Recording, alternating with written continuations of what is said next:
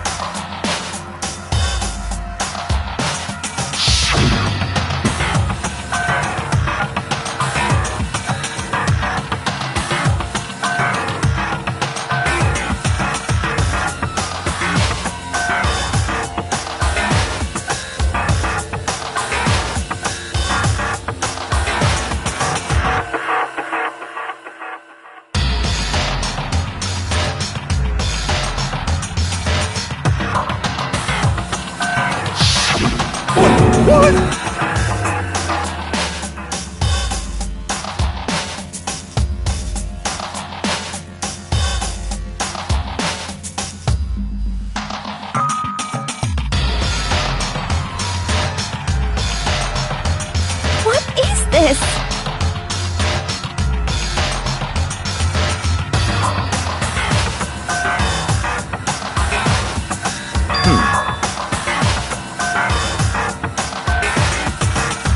What?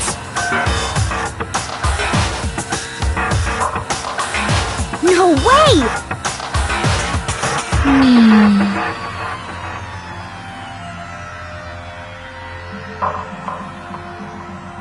Well.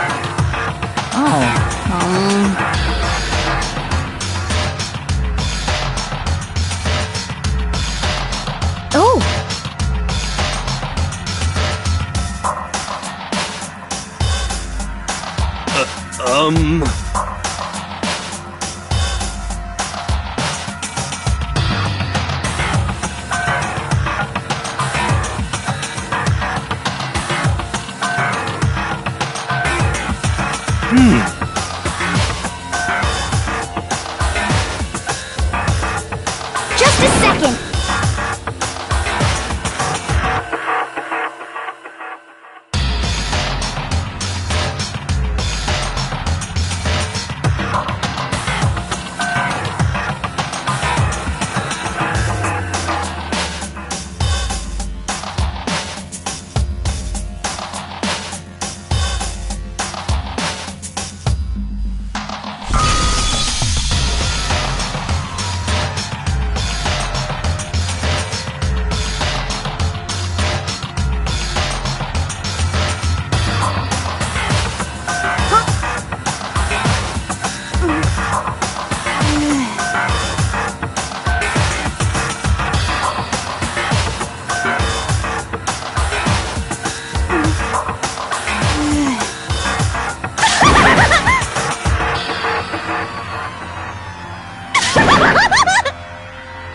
What the heck?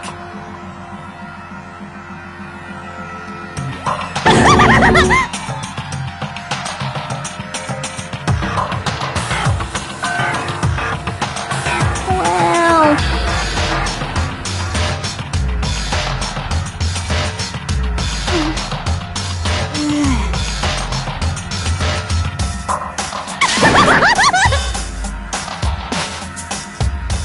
I see!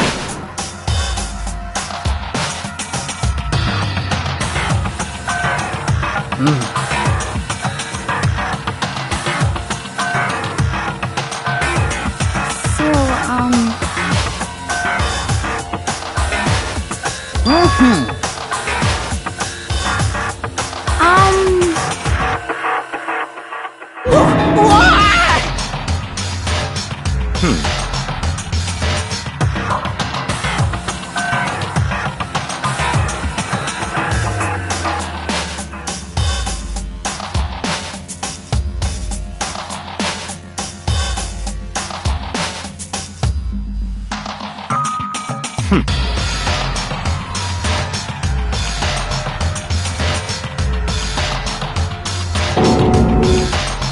Don't make me repeat myself.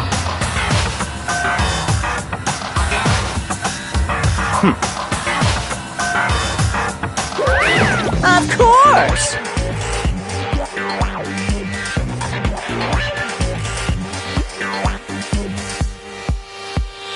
Yoo-hoo!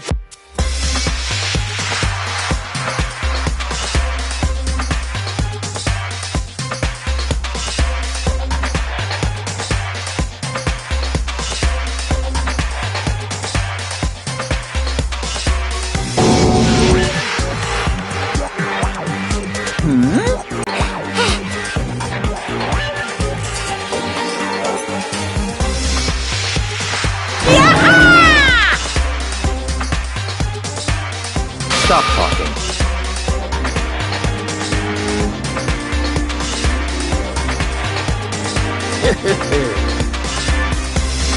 It's the Monokuma file! See ya later!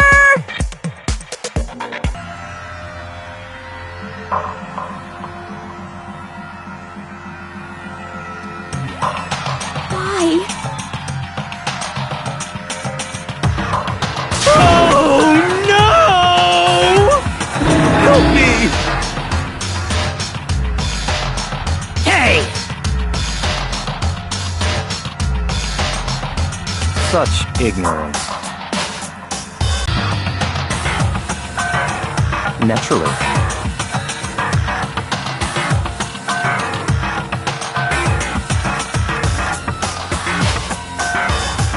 What?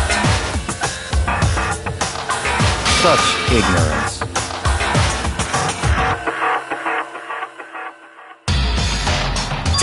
Damn you! Piece of shit!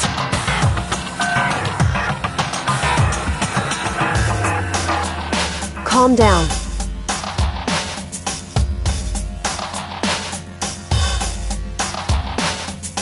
Because...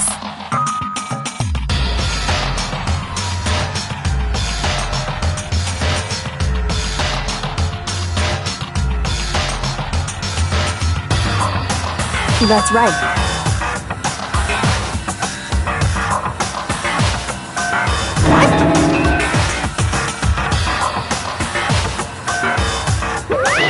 Hey!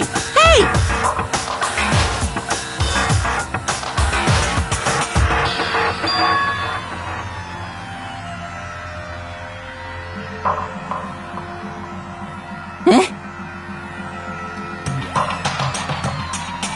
Actually...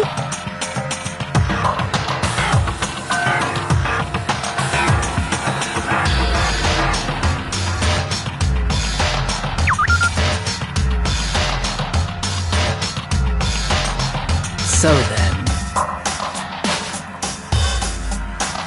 Hey,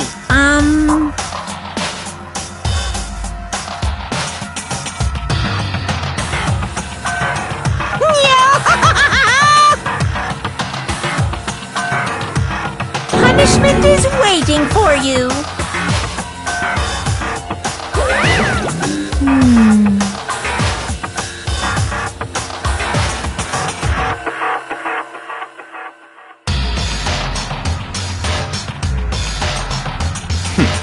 Interesting.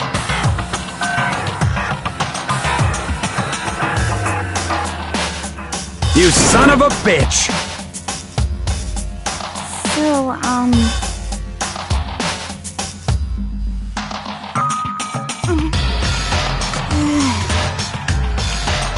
there is nothing to be done.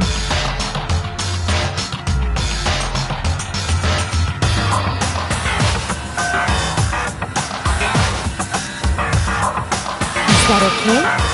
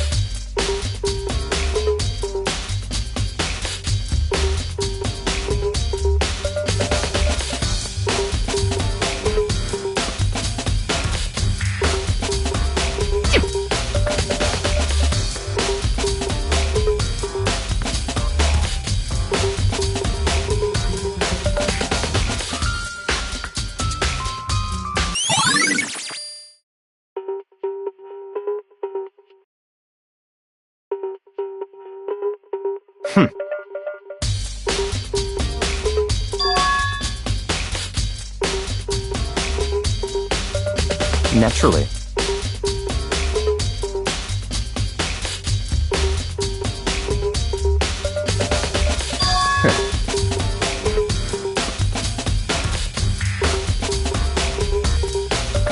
What?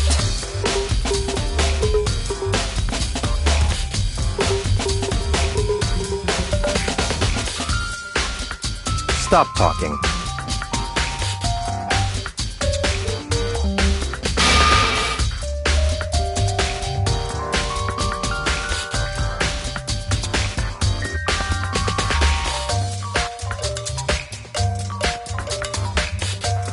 Let's go.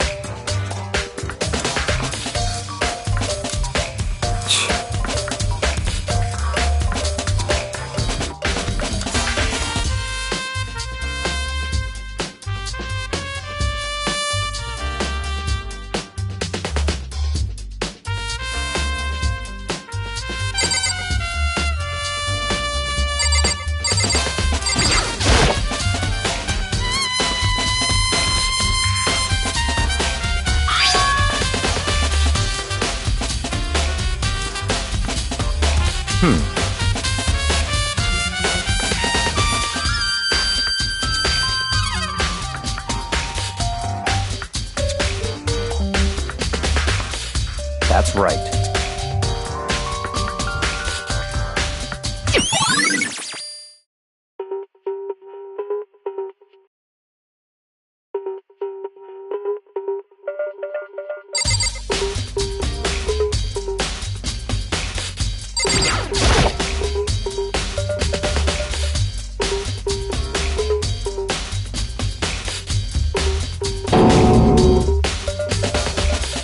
Very strange.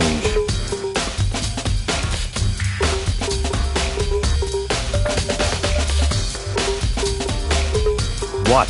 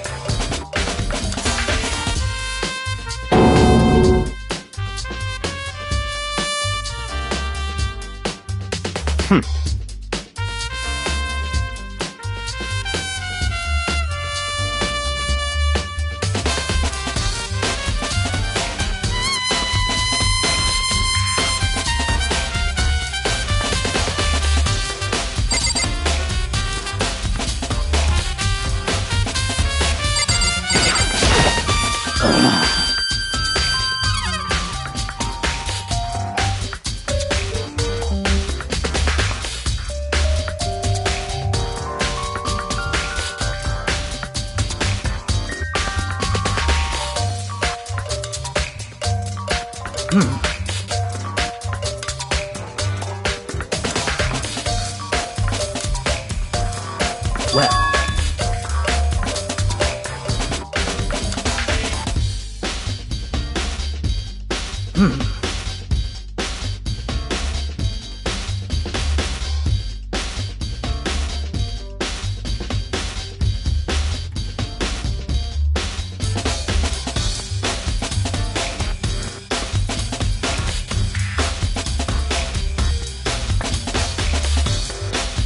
Perhaps.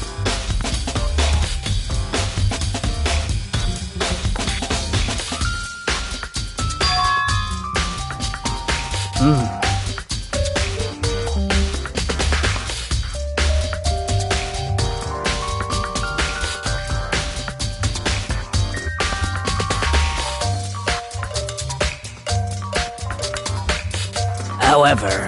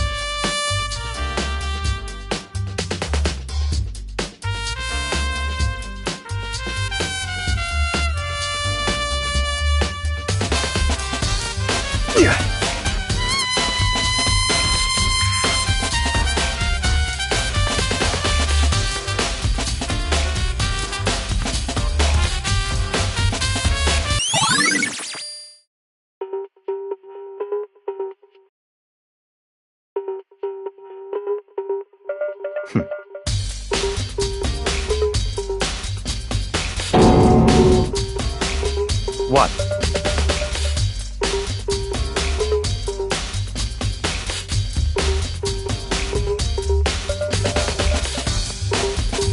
Let's go.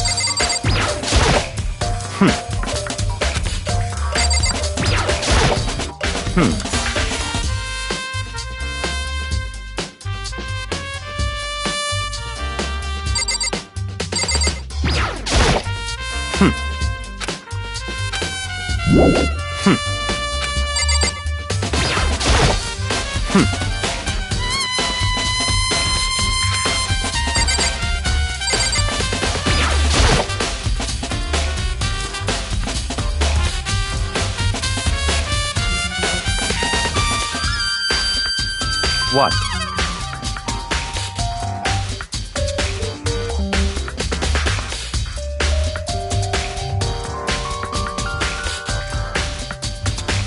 Did you call for me?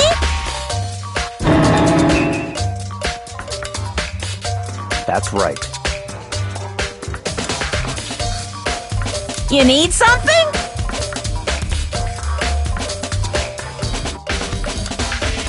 Yep.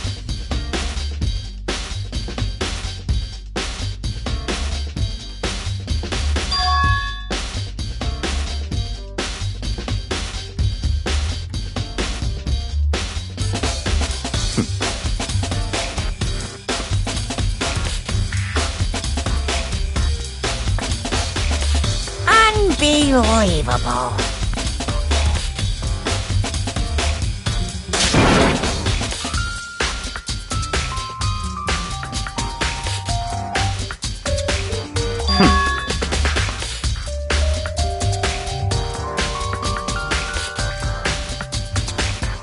Of course.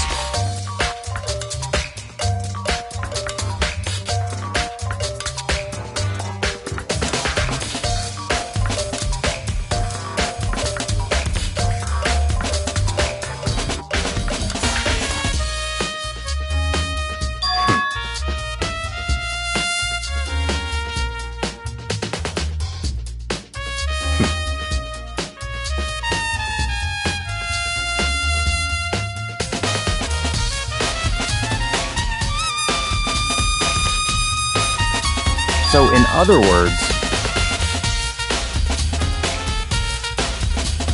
such ignorance.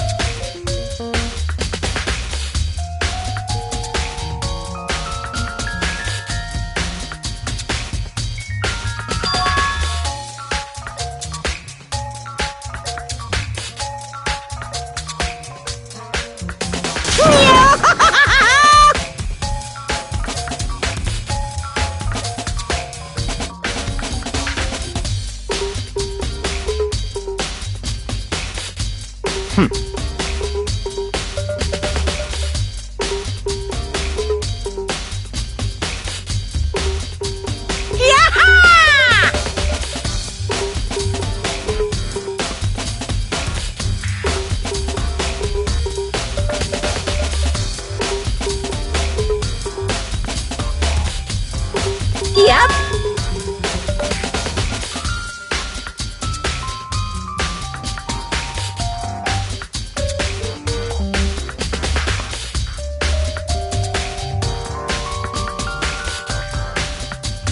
Why you?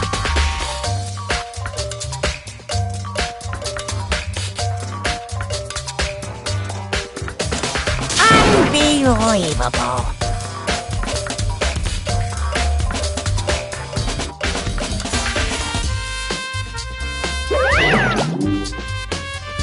That's fine.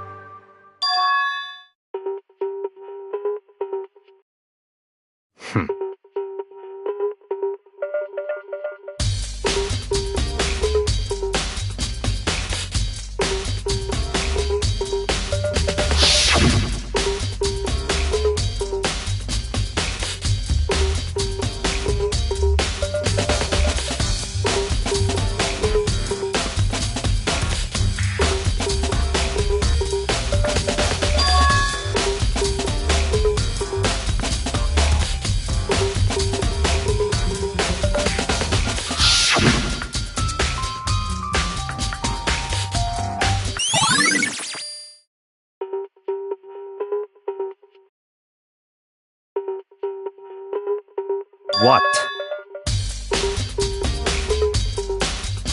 Very strange.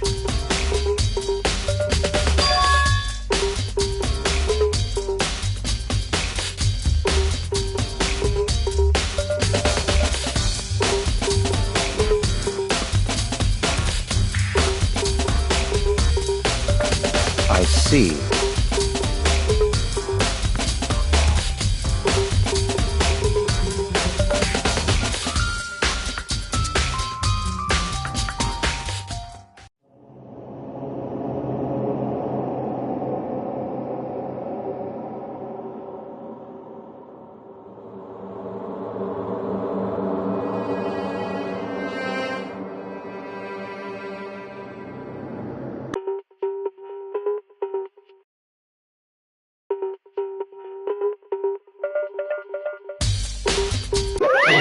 Damn it! Making me angry! Now I'm really angry!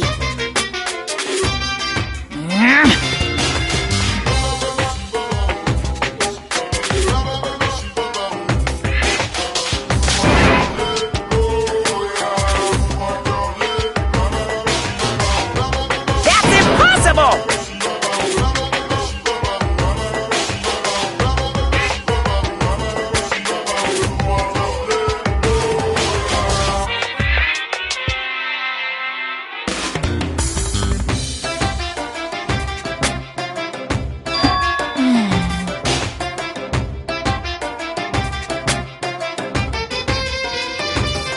I can't hear you!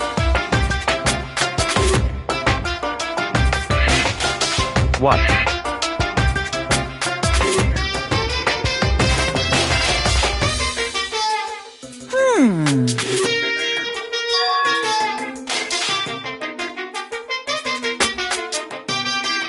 What?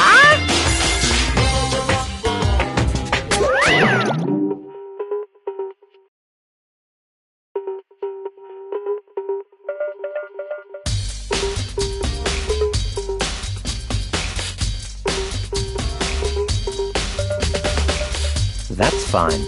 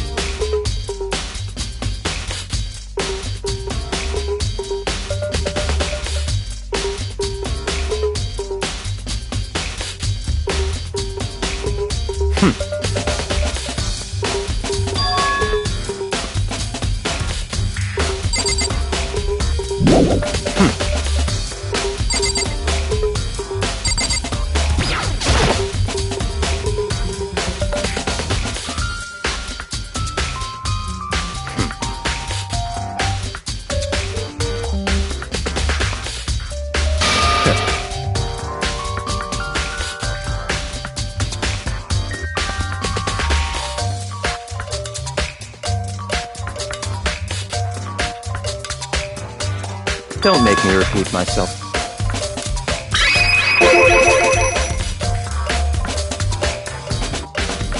What?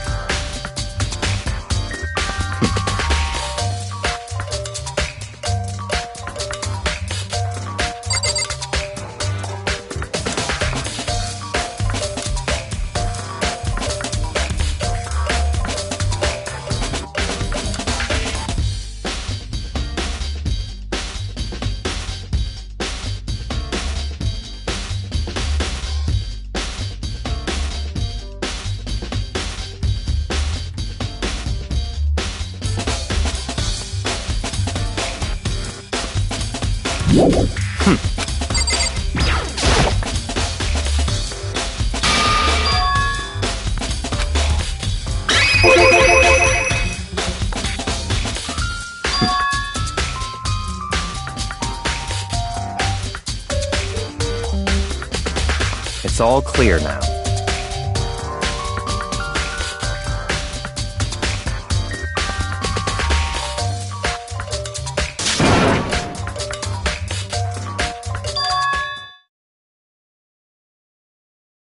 I don't have time to play with you. 'Cause, I mean...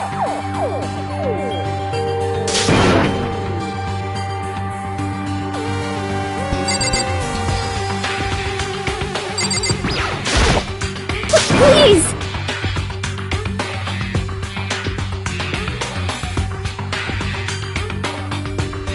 'Cause, I mean...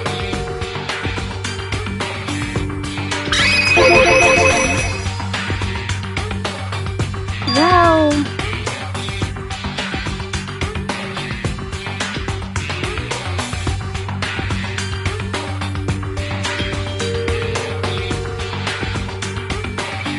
Very strange.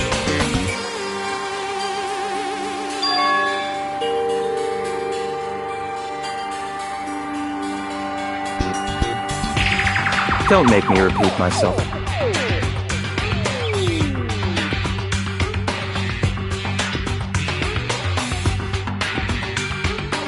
Yeah!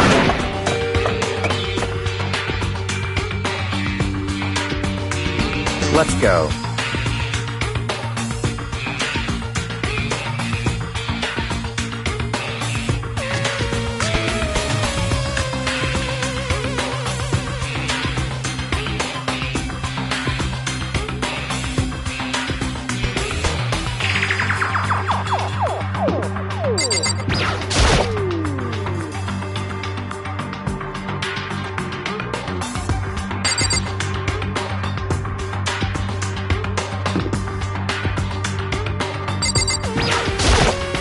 Such ignorance.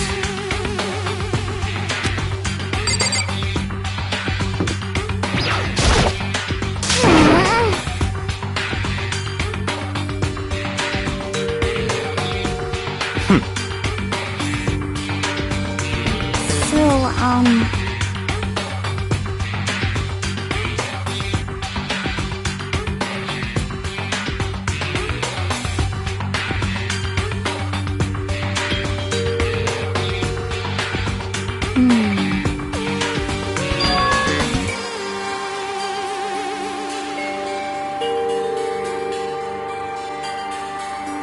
That's fine.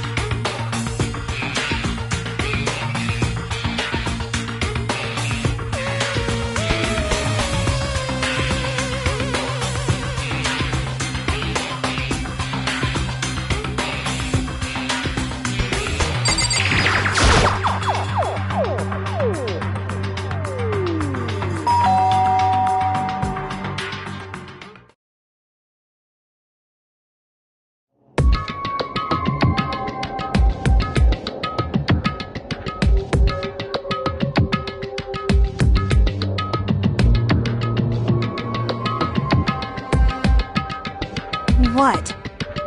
Oh, nothing. It's just that, Hina was really worried about you, holding yourself up in your room. leave me alone. Yeah, sure thing. But could you open up just for a second? Won't allow it. Huh? Won't let Genocide Jack have control.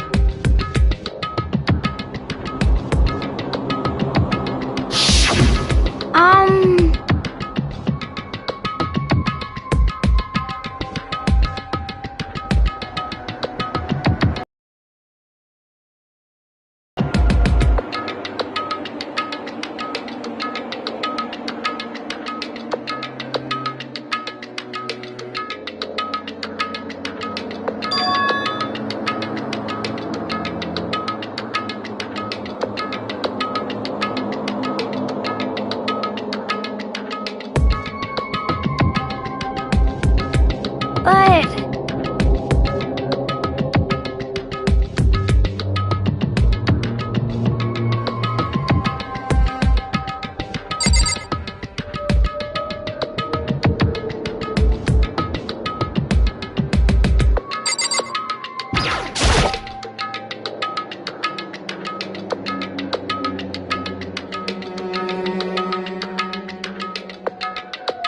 That's fine.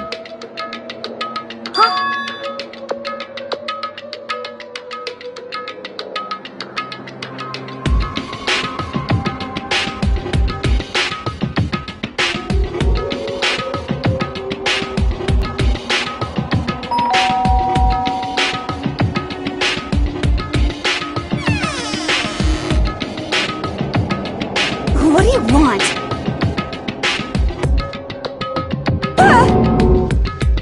It's Byakuya.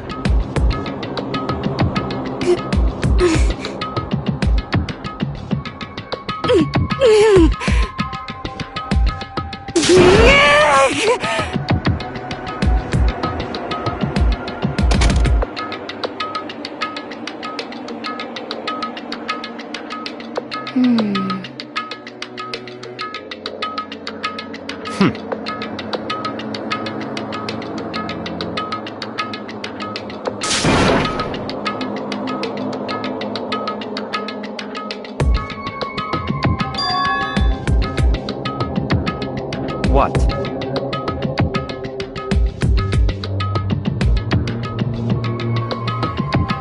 Stop talking.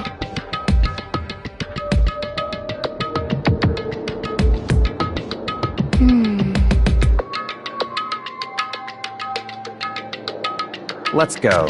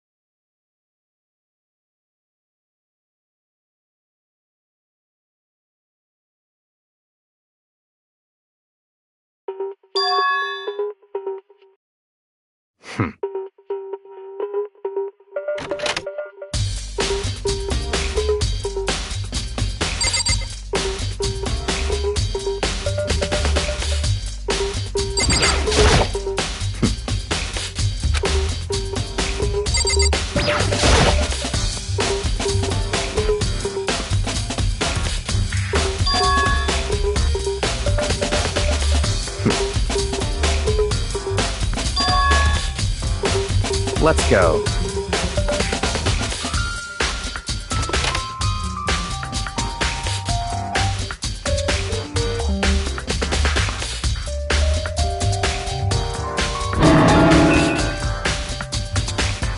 So, in other words,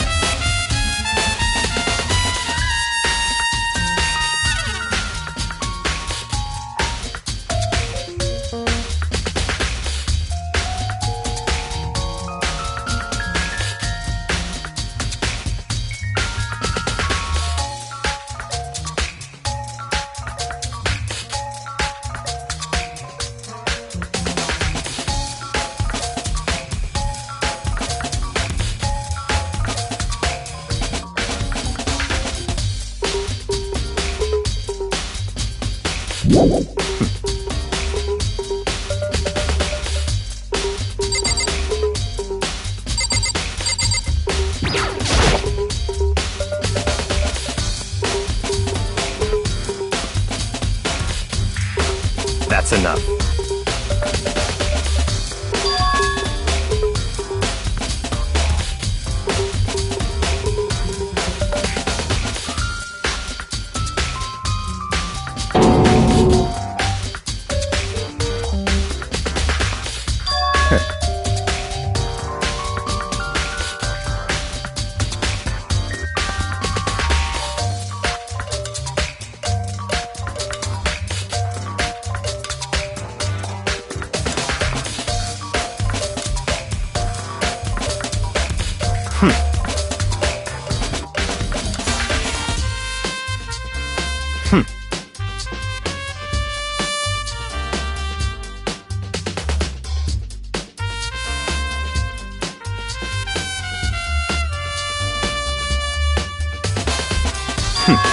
Interesting.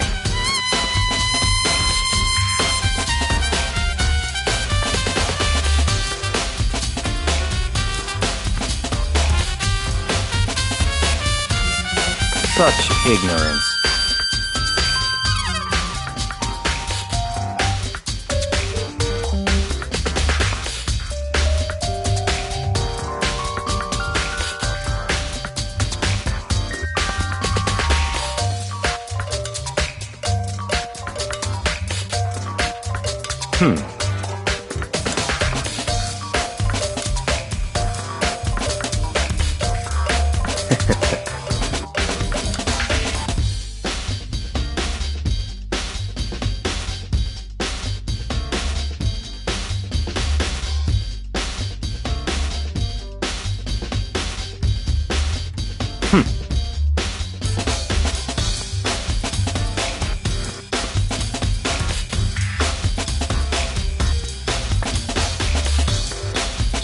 What?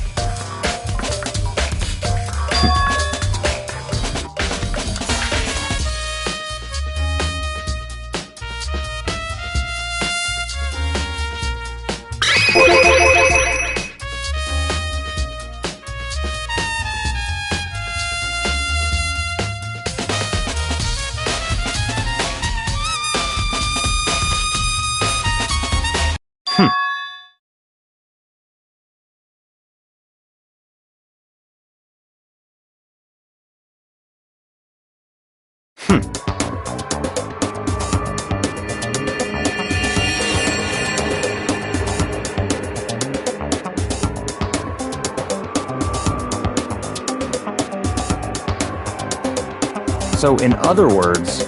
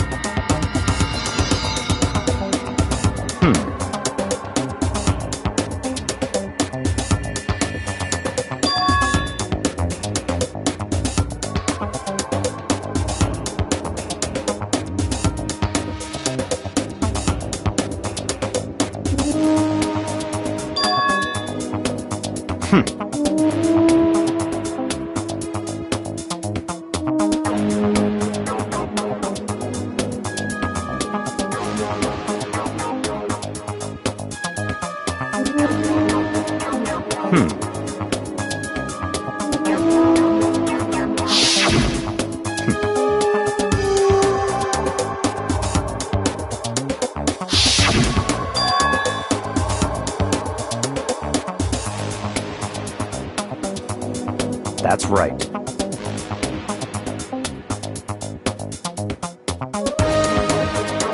So, in other words,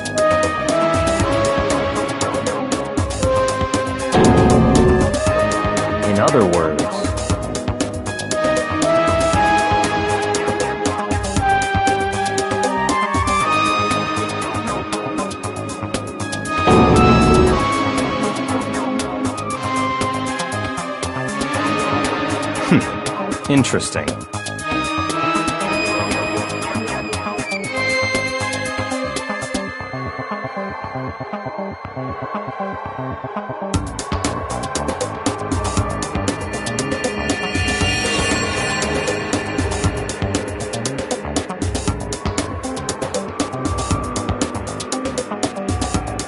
Such ignorance.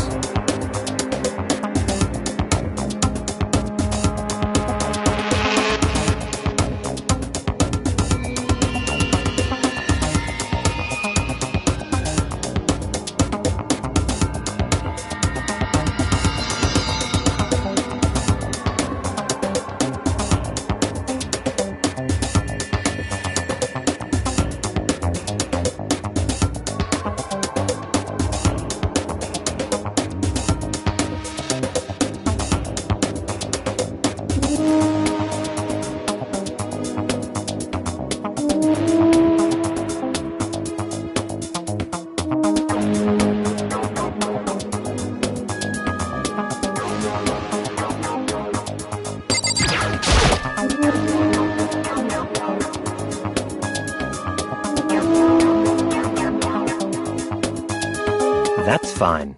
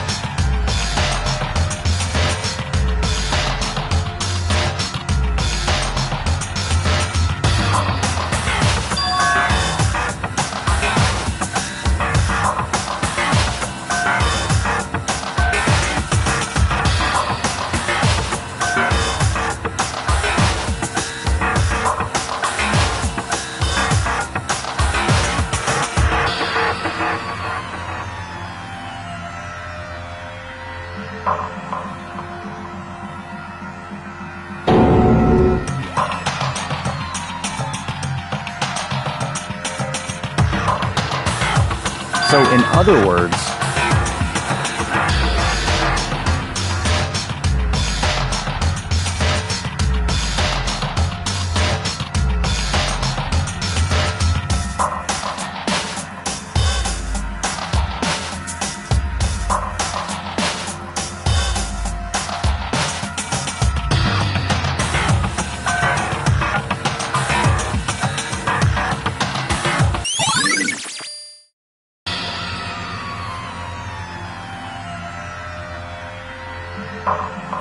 Let's go.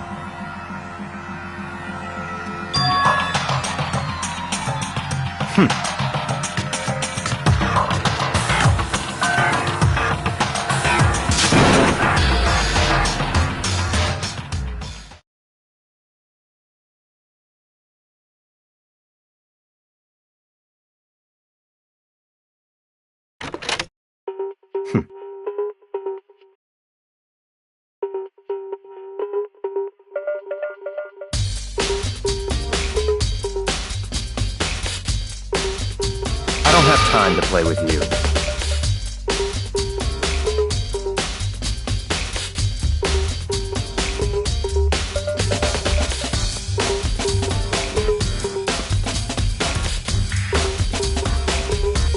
Goodbye.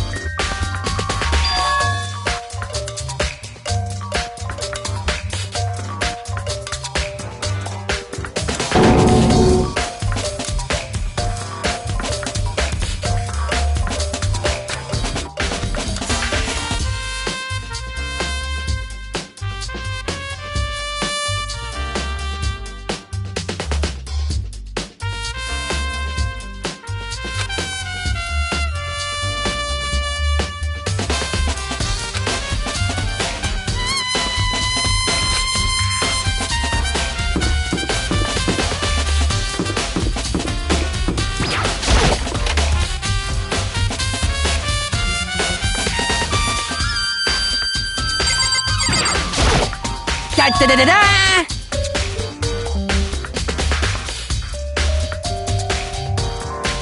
I feel as if...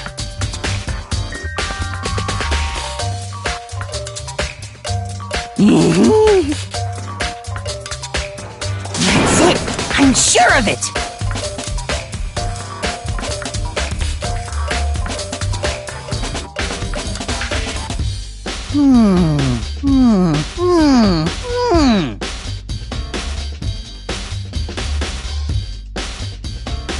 Well, it would seem...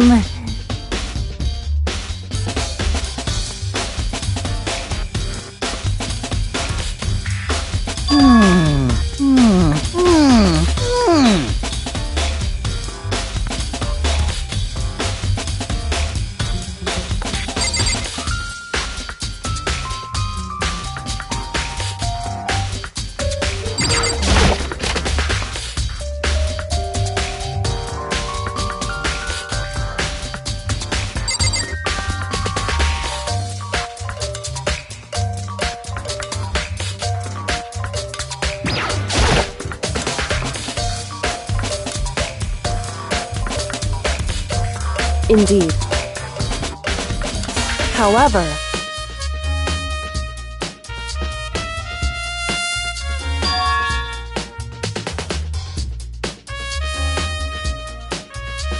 well,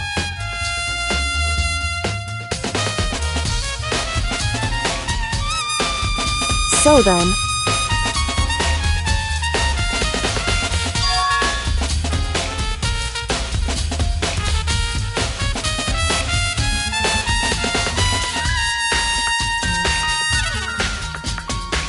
goodbye.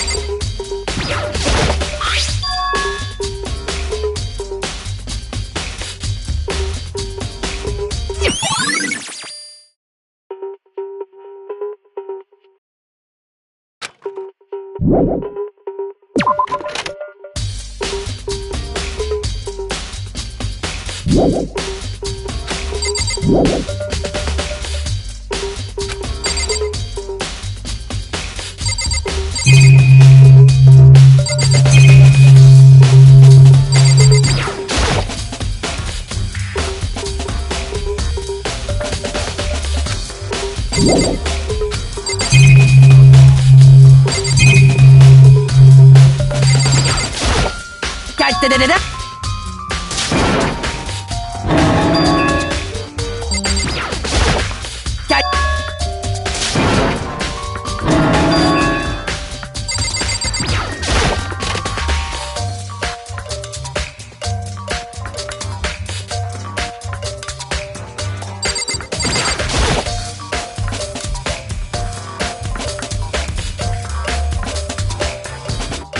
Of course.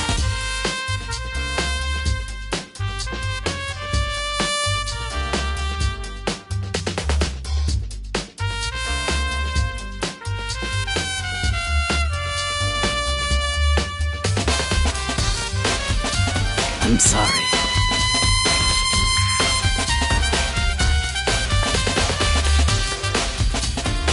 However,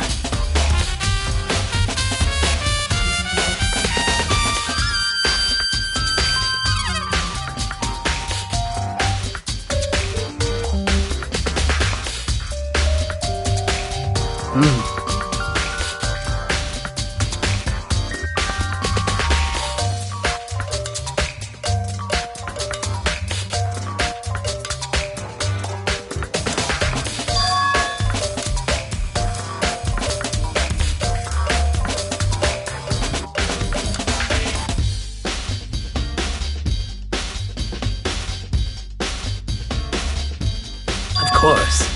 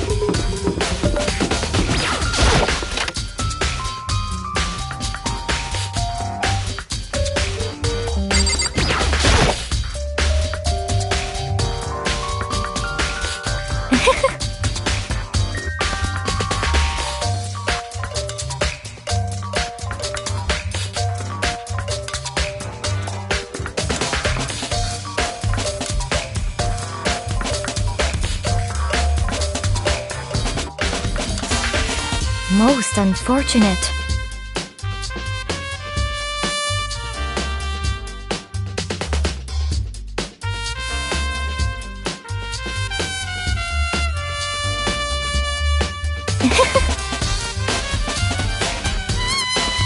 Actually,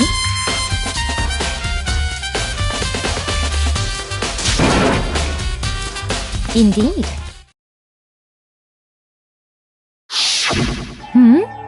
What are you doing out this late? Oh, I was just... Are you planning to go exercise, perhaps? What? How did you know? Because I can see a blue track jacket sticking out of that duffel bag you're carrying. Oh, you're right. Thanks. Well, I'd better get going. I'm kind of in a hurry.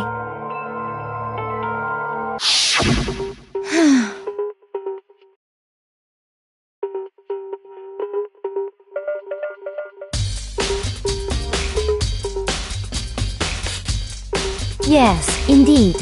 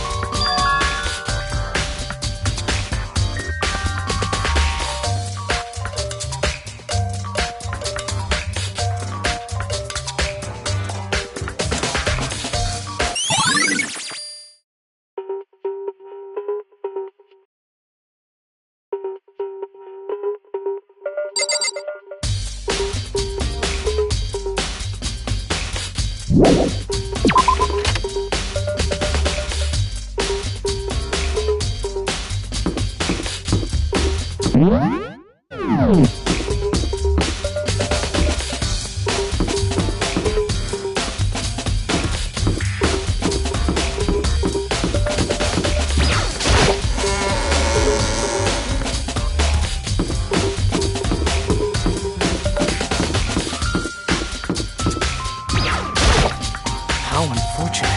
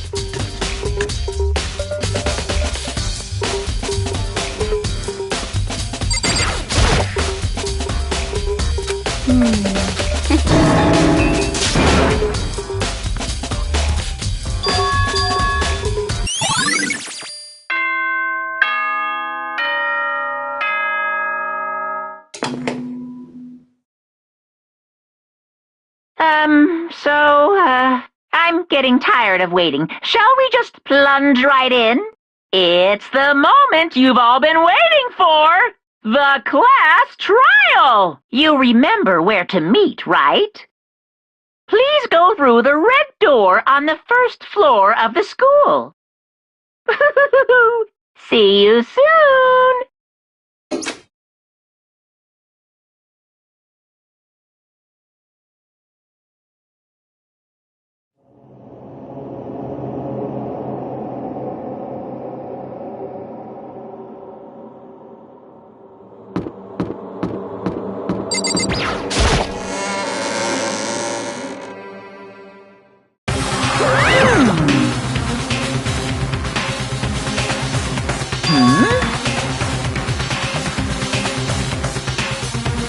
Yo.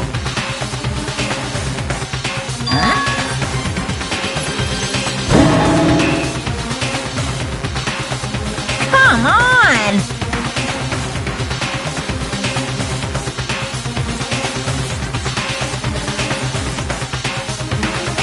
What are you gonna do?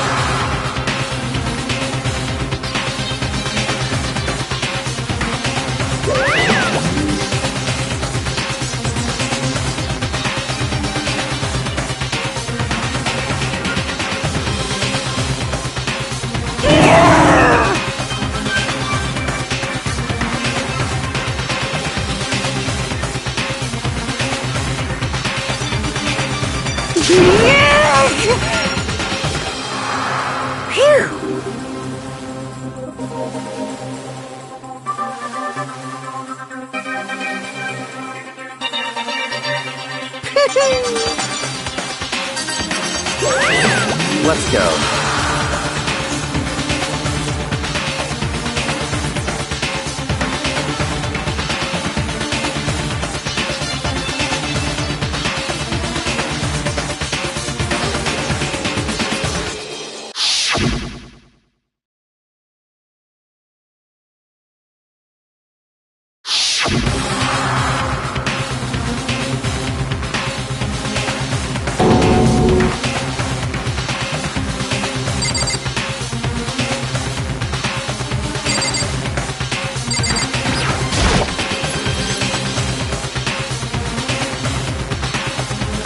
It's true.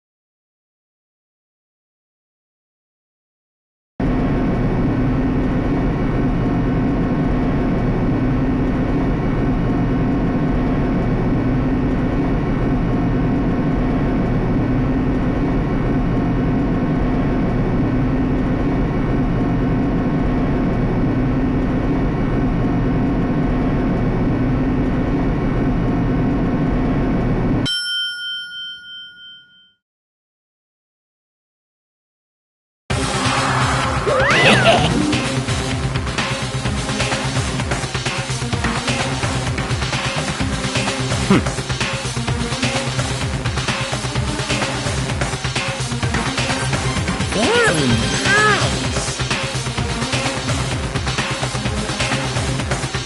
Well?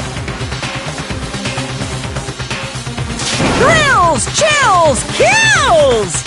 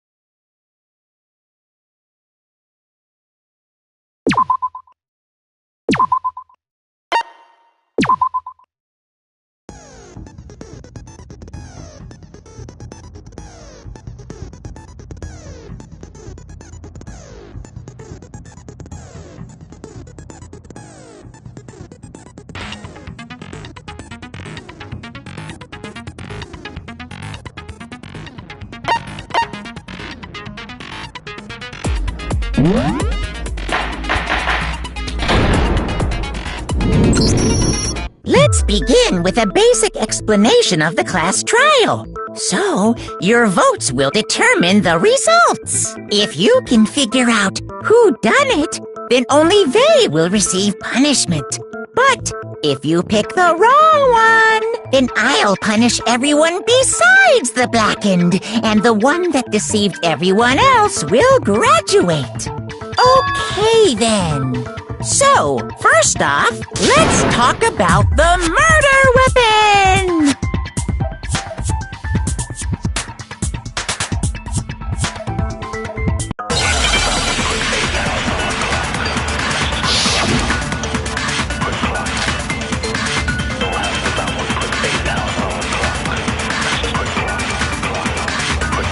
Chihiro's fatal injury. It appears it was a head wound. According to the Monokuma file, the killer used a blunt instrument. But what kind of blunt instrument could it have been? I bet it was an iron pipe. Interesting. That certainly would make for a powerful weapon. Poor Chihiro.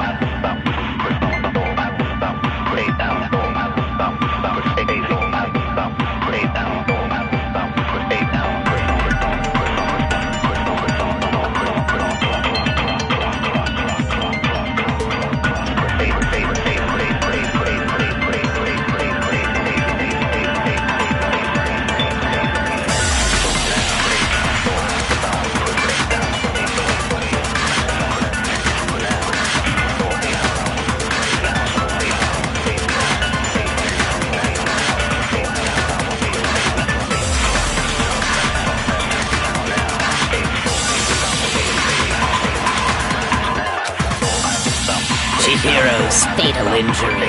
It appears it was a head wound. According to the Monokuma file, the killer used a blunt instrument. But what kind of blunt instrument could it have been? I bet it was an iron pipe. Interesting. That certainly would. Poor Chihiro. Chihiro's, it appears it was a head wound.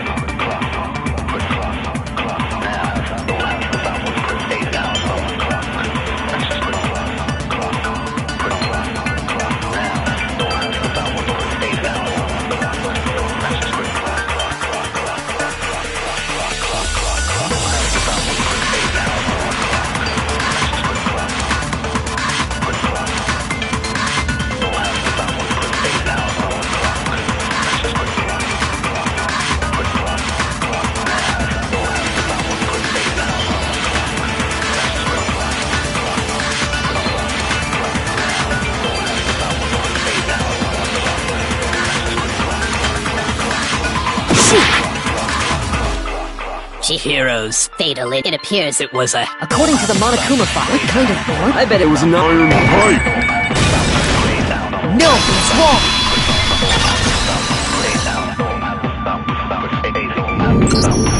Can we agree that the object that dealt the fatal blow was the dumbbell found at the scene of the crime? It was covered in blood, and there was nothing else at the scene that could have caused that kind of injury. And the wound on the victim's head is consistent with the shape of the dumbbell. As far as I'm concerned, there's no mistake and no room for doubt on this one. You looked at her head wound? Yes! That's so creepy! If you don't mind, I will proceed from here. Let's move on to discussion of the culprit. Although I believe the criminal behind this heinous act is already quite clear. What? For real? Chihiro's killer is the fiendish serial killer, Genocide Jack.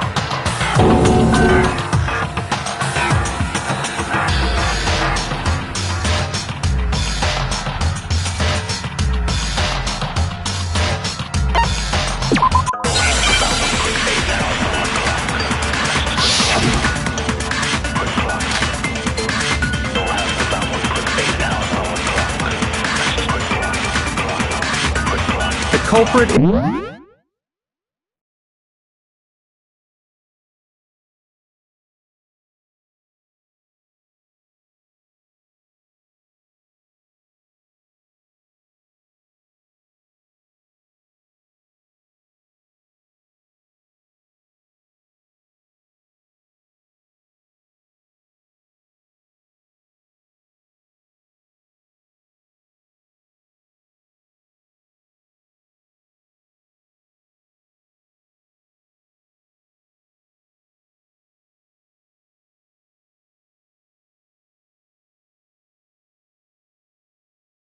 is Genocide Jack. I'm sure. Case closed, as far as I'm concerned. But that's impossible! Why? What makes it impossible? Well, I mean, come on! There's just no proof for it. Hey, so, speaking of Genocide Jack, I don't know who that is!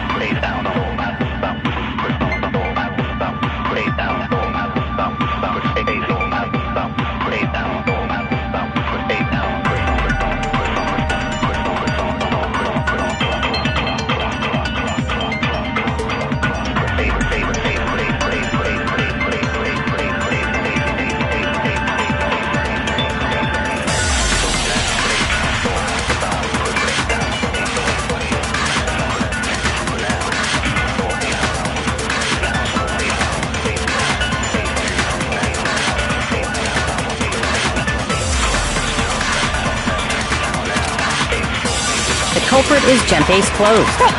Why? Well, I mean, there's just no proof for it. No, he's wrong!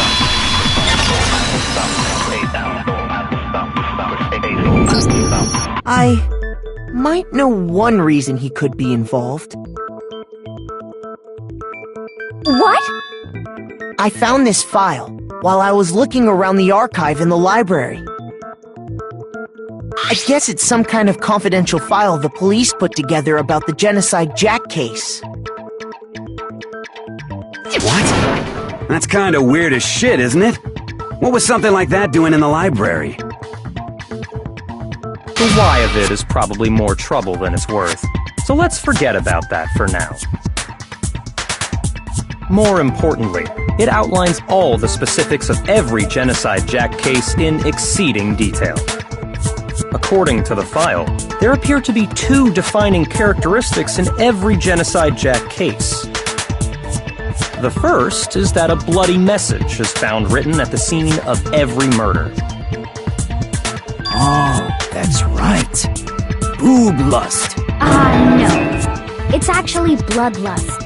But more important is the other characteristic, and it's something that has never been made public. Never made public? What the hell is it? Why don't you tell them, Makoto?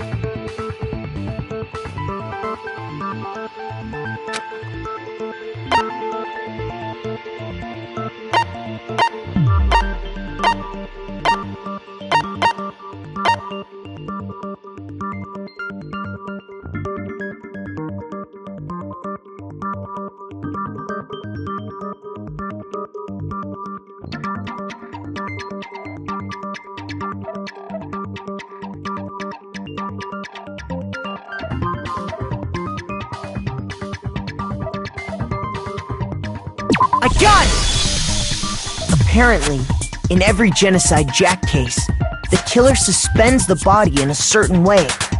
Other than the killer, the only people who know about this are the higher-ups in the police department. However, Chihiro was most definitely suspended in the same way. So, how did the culprit know about this when only high-level police officials were aware of it? There's only one logical answer I can think of. It's because the culprit in this case is the real Genocide Jack. No fucking way! You're saying Genocide Jack is one of us? Yes, in fact, it's Toko. What? Genocide Jack's true identity is Toko Fukawa. You lie! What? Hey, okay, wait, hold on a sec. Toko has, like, bloodophobia or whatever, remember? What kind of serial killer is afraid of blood? Is Toko Genocide Jack? The answer is yes and no. Another riddle? Man, why is this gotta be so complicated?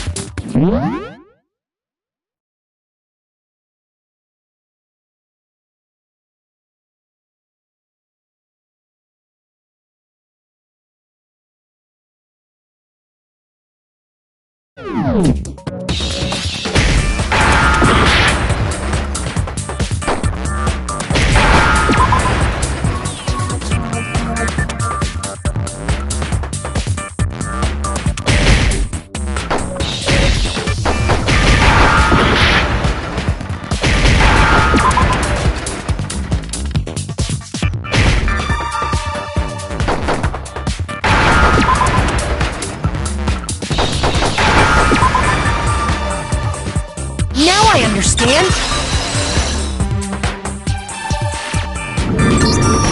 Is it because Genocide Jack has a split personality? Huh? I think I read that somewhere in the file, too. They thought that the suspect might have, what did they call it? Dissociative identity disorder. Oh, okay. But still, to go and say that about Miss Fukawa is... Perfectly acceptable. Toko's strange behavior after seeing the body is proof enough that she has a split personality.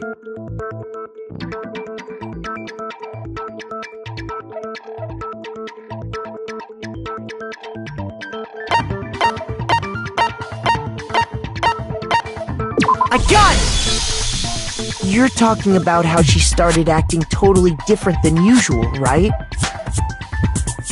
That's right. Think back. She fainted when she saw Chihiro's corpse, and then, when she woke up...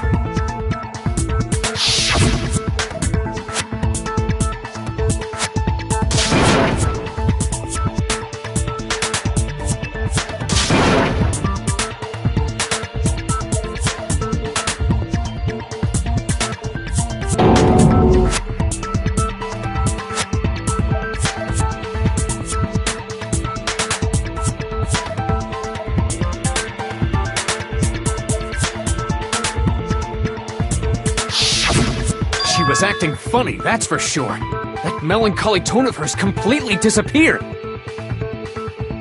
Don't go assigning adjectives to my tone without permission. Not to mention, once she regained consciousness and saw Chihiro's body again, she was utterly calm. In other words, within her is one personality that can handle blood, and one that obviously can. So when Toko trapped herself in her room, it's because she was scared of Genocide Jack?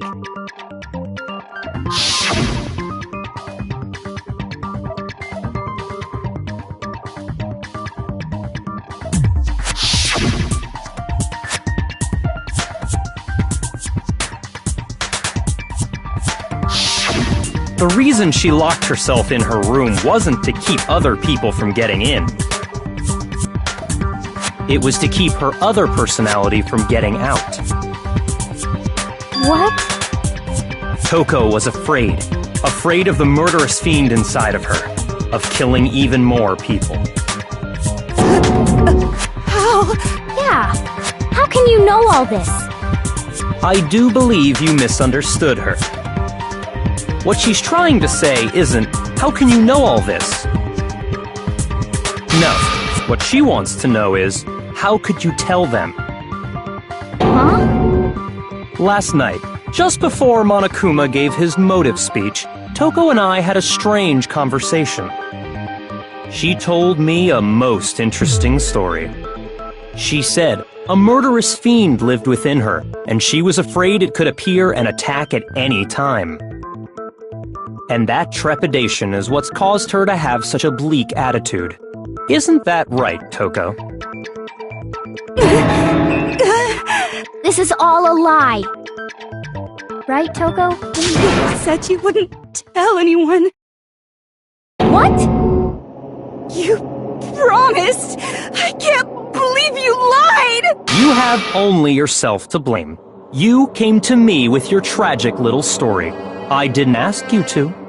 This is the real world, not some romantic fantasy fairy tale.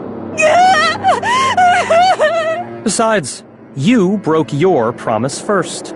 You said that as long as you were here, no matter what, you wouldn't let Genocide Jack kill anyone. But in spite of that promise,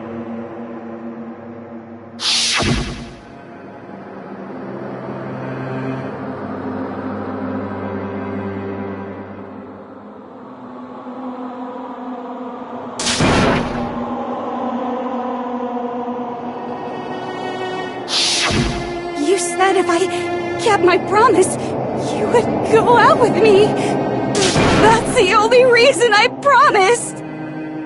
how many times do I have to tell you? I never said that. But you weren't able to do it. You just couldn't resist that rush you got from killing, could you? I tried.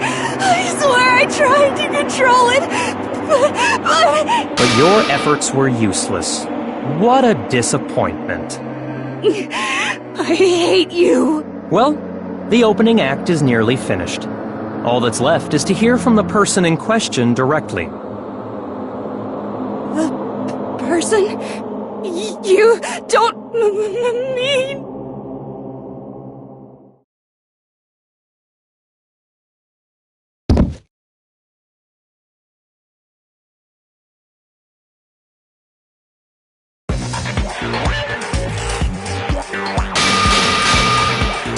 Hello there! Is it me you were hoping to see? What the heck? So you figured it out, huh? Well, whatever. What are you gonna do? I'm the ultimate murderous fiend, Genocide Jack! Or better yet, let's go with Genocide Jill! What the fuck is this? What happened to you? Not Toko! That's a loser name! And what happened is a textbook split personality! So what if one of them happens to be a serial killer? You should turn a blind eye to one's fault.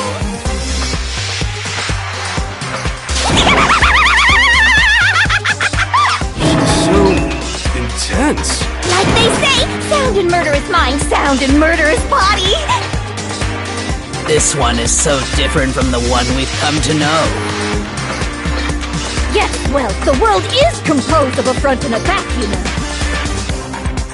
Just like how every inning has a top and a bottom, or how in the depths of every truth lives a little lie. Behind every dark and gloomy soul lives another that shines as bright as the sun!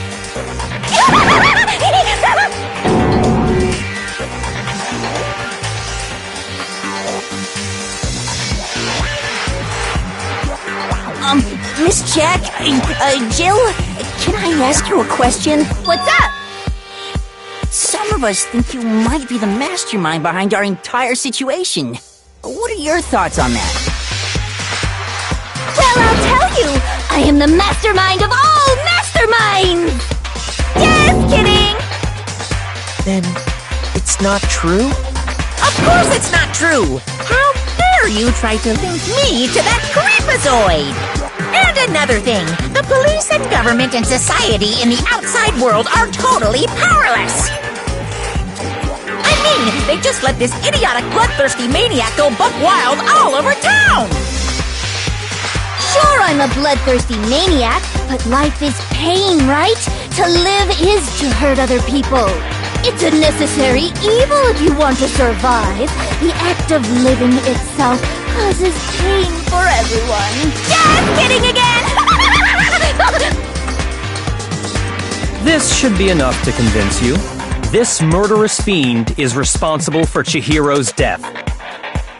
There's clearly a motive, so there should be no doubt. A motive? Remember what Monokuma told us? If someone didn't murder and graduate within 24 hours, an embarrassing memory or secret would be revealed. Well, let's assume that Toko's secret was about Genocide Jack. If a secret like that came to light, Toko's life would have undoubtedly been forever ruined. So she had a very clear motive to never have that side of herself exposed.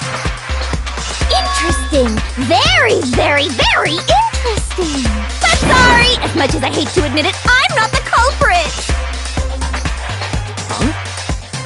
But I cannot imagine anyone other than you could murder someone in such a bizarre fashion.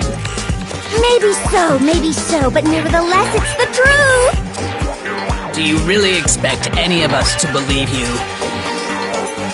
Yeah, I could never believe a word you say, you monster!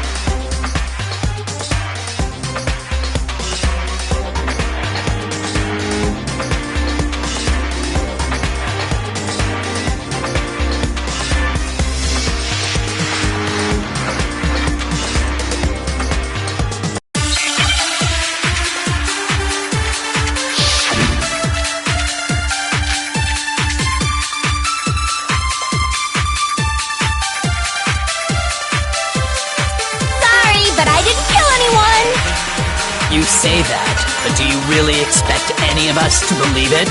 Perhaps if you had an alibi, that would change things. Oh, an alibi, huh? Now we're talking! When you compare your past murders to this incident, the modus operandi matches completely. What more proof do we need? Give it up. You killed her.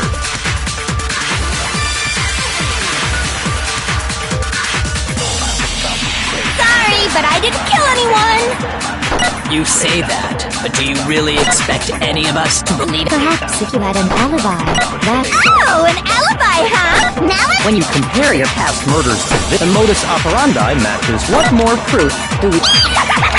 Give it up. You killed her.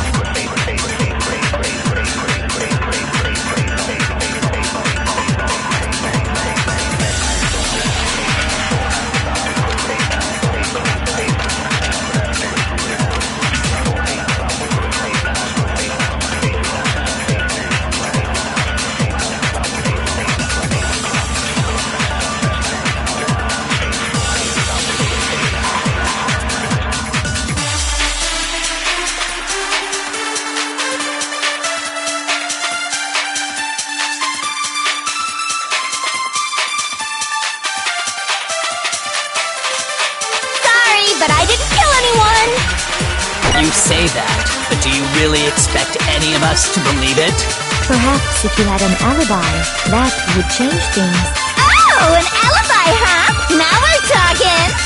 When you compare your past murders to this incident, the modus operandi matches completely. What more proof do we need? Give it up. You killed her.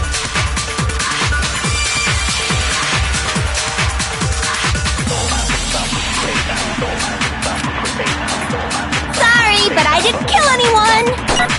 You say that, but do you really... Perhaps if you had an... Oh, an alibi! When you compare the modus operandi... What more proof? Give it up. You killed her. Sorry, but I didn't kill anyone!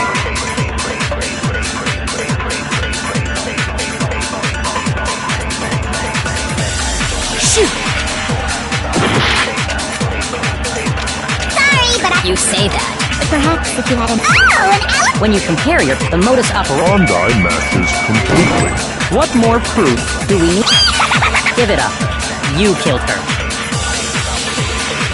Sorry, but I... You say that. But perhaps if you had an... Oh, an alibi! When you compare the modus operandi matches completely. No, that's wrong!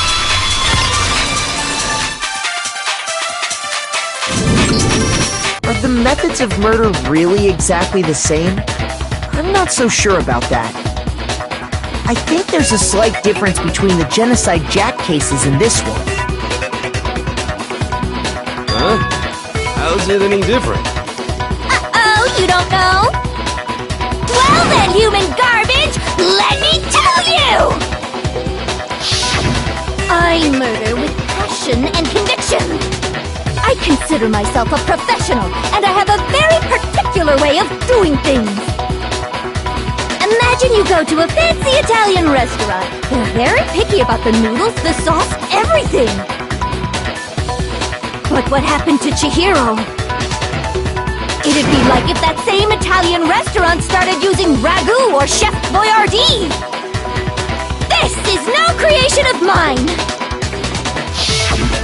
Let me rephrase that, in a way that maybe makes more sense. There are two clear differences between the Genocide Jack cases and this one.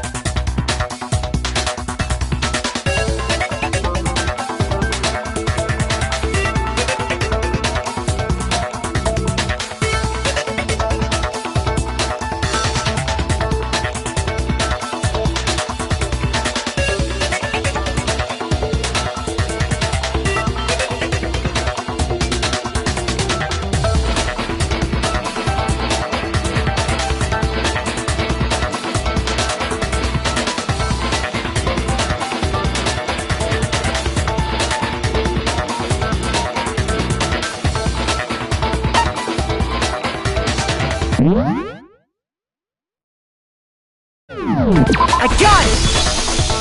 For one, the cause of death is different. In the Genocide Jack murders, all the victims were killed the same way. According to the case file, they were all apparently killed with a pair of scissors. But Chihiro died from a blow to the head, right? Ah, yes! That is remarkably different from the other murders. Wouldn't it be strange for someone who kills the same way without fail to suddenly change their method? And there's more. One more conflicting detail. That's right! In my recipe of murder, if the bloody message is the tortellini, then the arrangement of the body would be the pesto sauce! Could you please stop comparing killing people to cooking? So, are you saying the other difference has to do with how the body was arranged?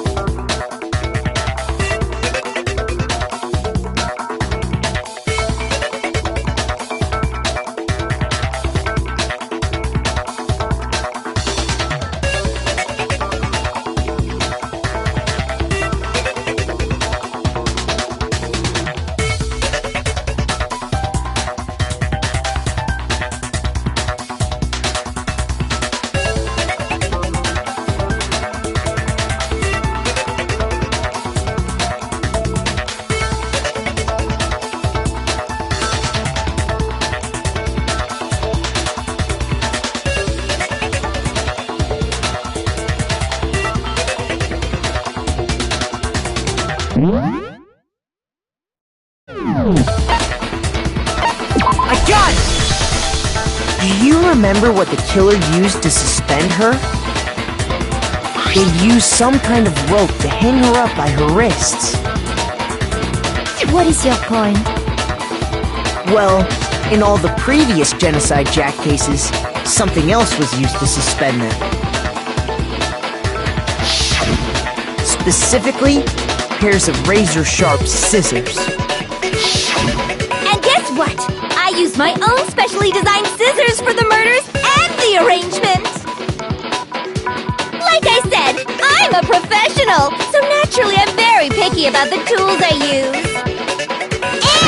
And you know what else? Big Mac said there's 2 differences, but he's wrong. Big Mac? Are you referring to me? Listen up, Big Mac! There's actually one more difference! Huh? My word, you really didn't notice? Take a look at who the victims were in each Genocide Jack case.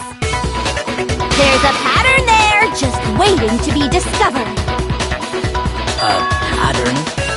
Figure that out, and it'll be plain as death why I couldn't have possibly killed that little lolly girl.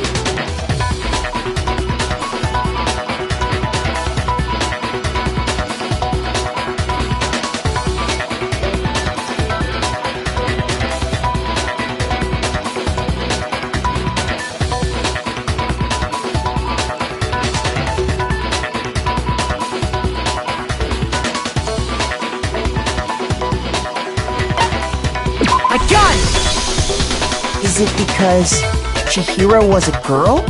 Bingo! Bullseye! Right on the money! What are you talking about? In all the Genocide Jack cases, all the victims had something in common.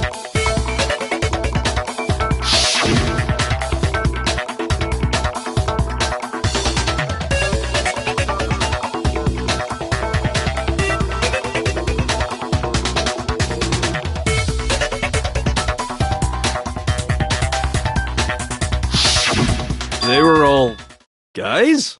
That's right! The people I kill with such passion and conviction are all adorable little men! I can't believe I said it! I'm so embarrassed! The hell is wrong with you?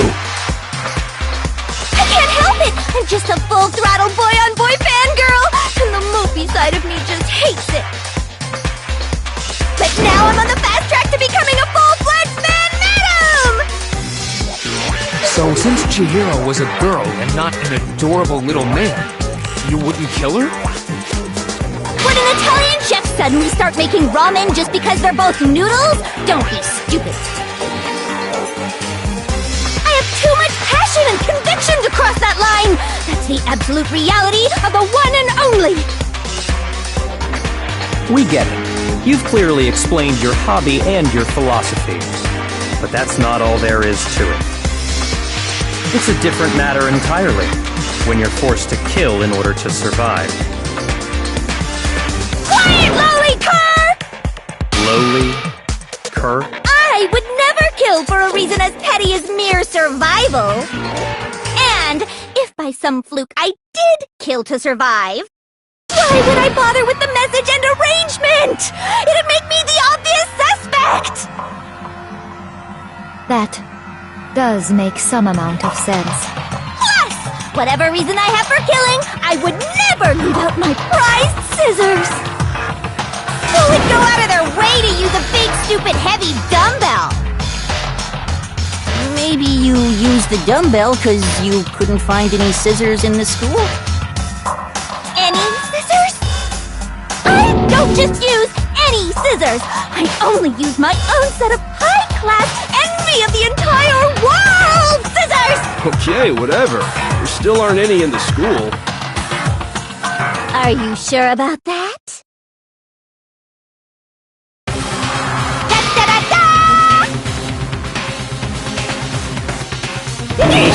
She's fully equipped! That's right! So I can kill anywhere, anytime! Why would I resort to dumbbells or rope when I have my trusty scissors by my side? Go ahead, tell me I'm wrong! You can't, can you, gutter dogs, all of you! Not to mention, I have no clue how to tie a good knot! So rope's totally out of the question anyway! I have no idea what's going on anymore! Could such a heinous villain really be innocent? But the body really was suspended, right? And nobody but the police knew about that. Yeah! That's why we figured it had to be the real deal, and not some copycat killer or whatever.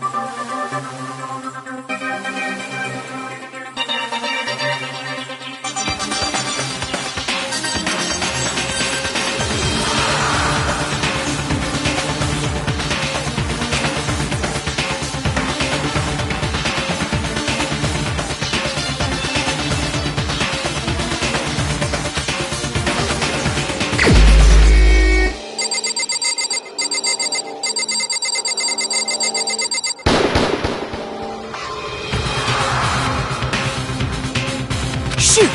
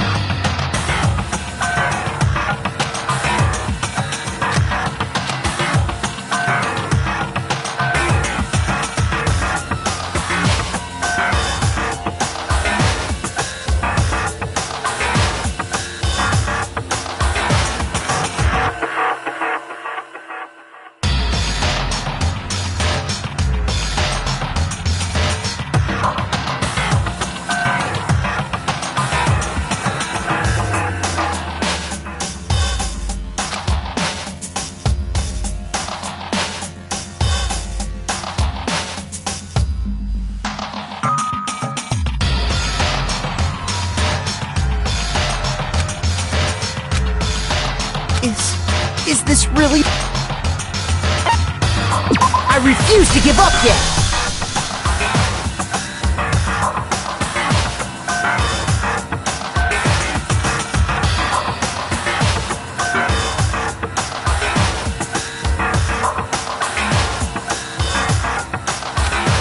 Are the methods of murder really exactly the same? I'm not so sure about that. I think there's a slight difference between the Genocide Jack cases and this one. Huh? How's it any different? Uh-oh, you don't know? Well then, human guard!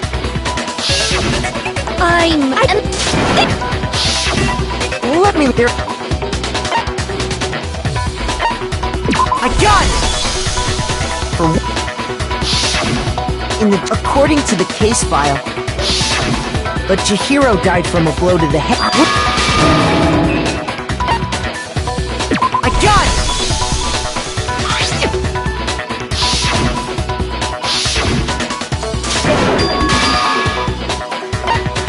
I got it!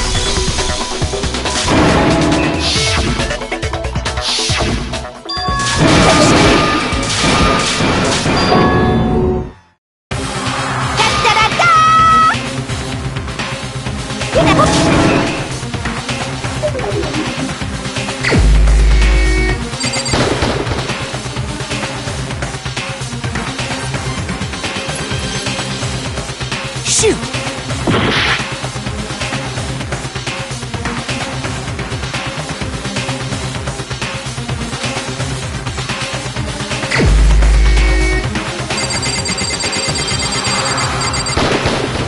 Here's my answer! Byakuya, it's possible you could have found out, isn't it? You'd have no problem gaining access to classified government documents or internal police records. Plus, you'd already looked through the Genocide Jack file before this all happened, hadn't you? Are you saying Mr. Togami did it? Then, the reason he pushed the theory of Genocide Jack being the killer so hard was because he wanted to pin the crime on her.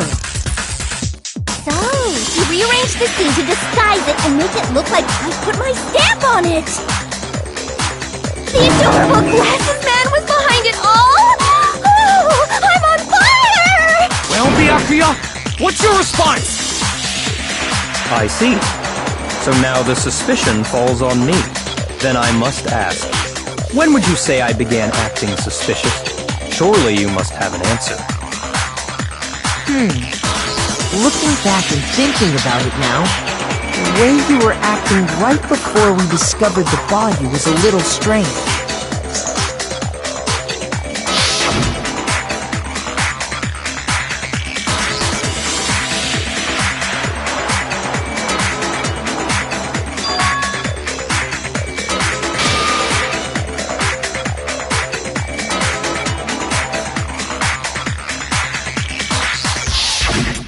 wanted to go to the girls' locker room right away, right? But since you're a guy... I should have naturally thought of the boys' locker room first. Is that what you want to say? The victim was Chihiro, a girl. Hence why I said we should check the girls' locker room. Nothing strange about that, I'd say. On the contrary, there's something very strange. Okay then, what's so strange about it? Go ahead, share with the rest of the class.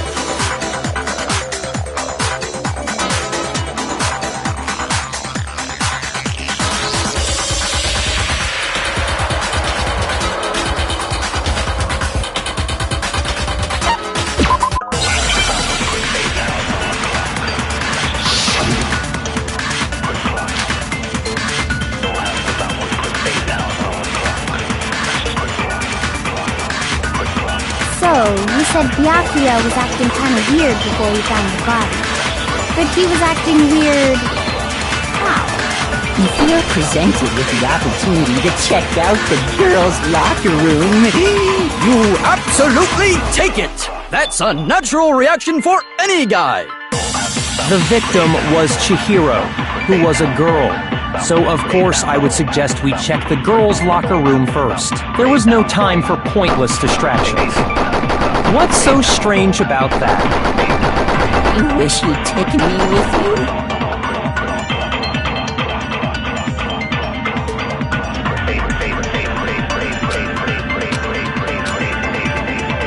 So, you said Byakuya was acting kind of weird before we found the body. But he was acting weird... how? If you're presented with the opportunity, that's a natural... The victim was Chihiro, so of course I would suggest we... There was no time. What's so strange? You wish you'd taken me with you? So, you said Byakuya was acting kind of... but he was acting... If you're presented with the opportunity, that's a natural reaction. The victim was Chihiro. No, that's wrong!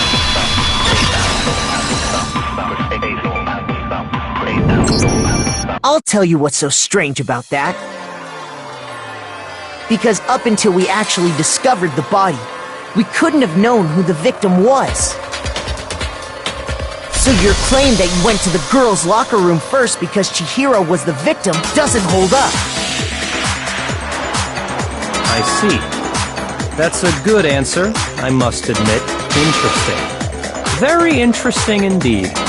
But your reasoning is still too weak. Huh? What's wrong? Is that it? Surely you've got more than that. Go ahead. Show us.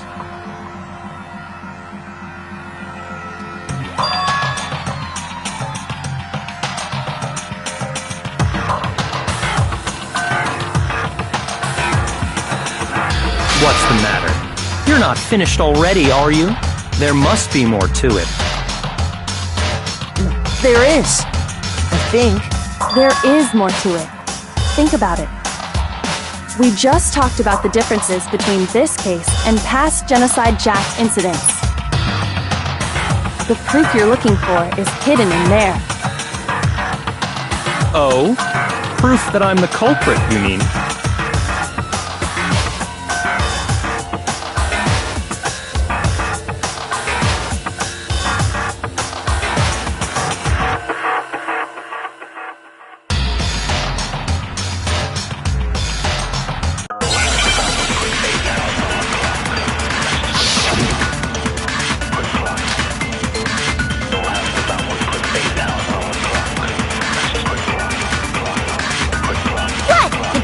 Between the cases?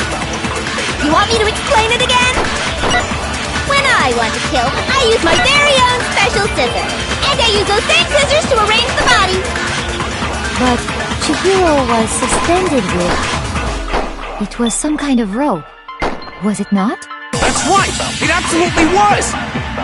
Then there must be something very fishy indeed about that rope. Hey, Byakuya, where'd you get it from, huh? I'd never seen that rope before in my life. Obviously, somebody else must have had it hidden away somewhere.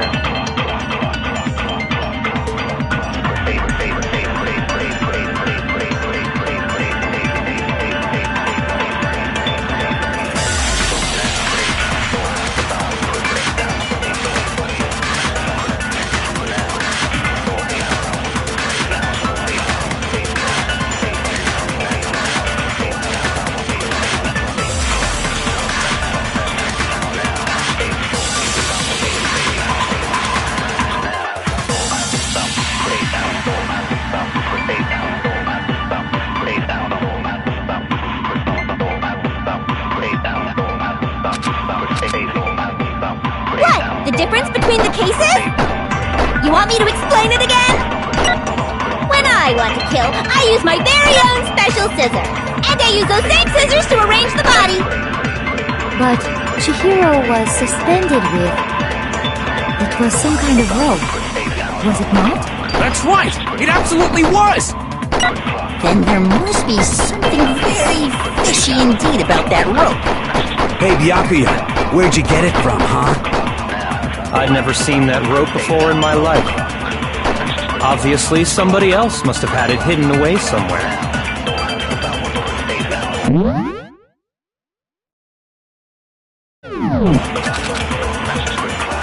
The difference? You want me to explain when I want to kill, and I use those same scissors? But Chihiro, it was some kind of... That's right! Then there must be some... Hey, Byakuya, I've never seen that rope before in my life. no, that's wrong!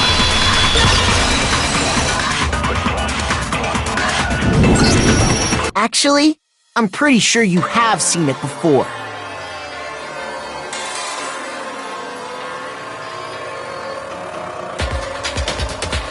Because, you see, that rope, or should I say, that extension cord? What? An extension cord?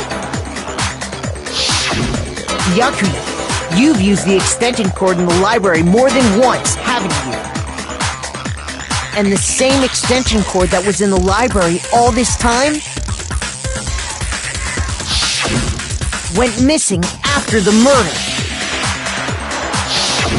And there's no way someone who uses that extension cord as much as you do wouldn't discover that fact. And Byakuya must be the one who took the extension cord. I can't imagine any other possibility. That's really what you think? Then your conclusion is something like this? I killed Chihiro in the girls' locker room, then hung her up and wrote that bloody message. I intentionally made it look like Genocide Jack was behind it. Is that about right?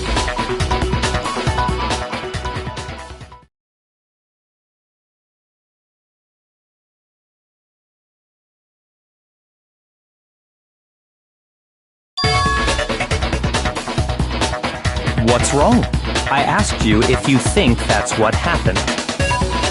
Hell yes, that's what happened. So that's it, right? Byakuya's the killer. I don't disagree with not disagreeing. He kept calling this a game, right?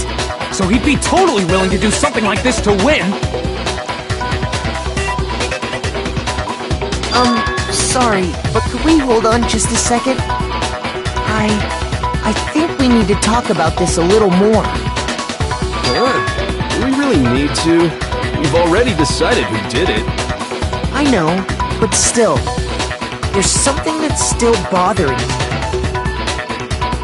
Is that right? And what, pray tell, is still bothering you? I killed her in the girls' locker room, then disguised my crime. Specifically, I dressed it up to make it look like it was the work of a homicidal psychopath. What about all that bothers you?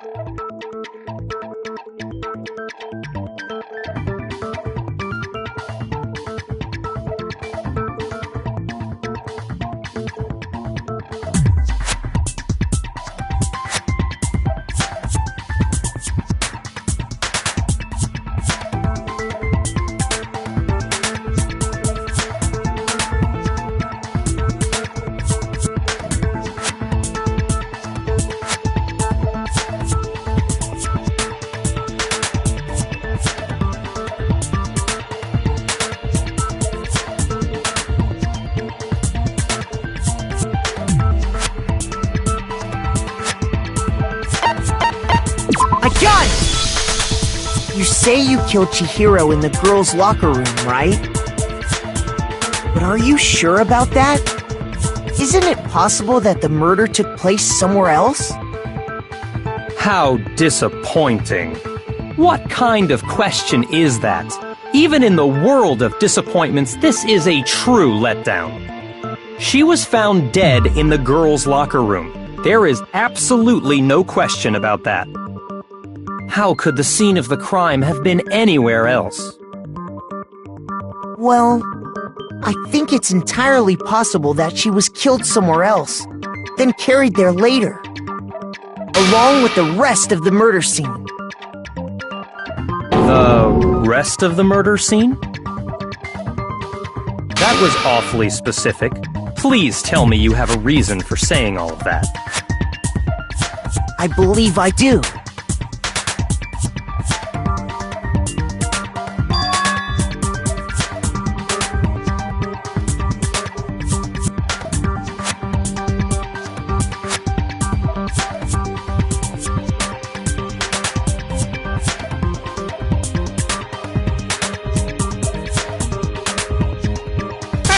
Don't just move on without permission! What do you mean she was killed somewhere else? Come on, Makoto. If there's any chance the murder took place somewhere else, let's see the proof.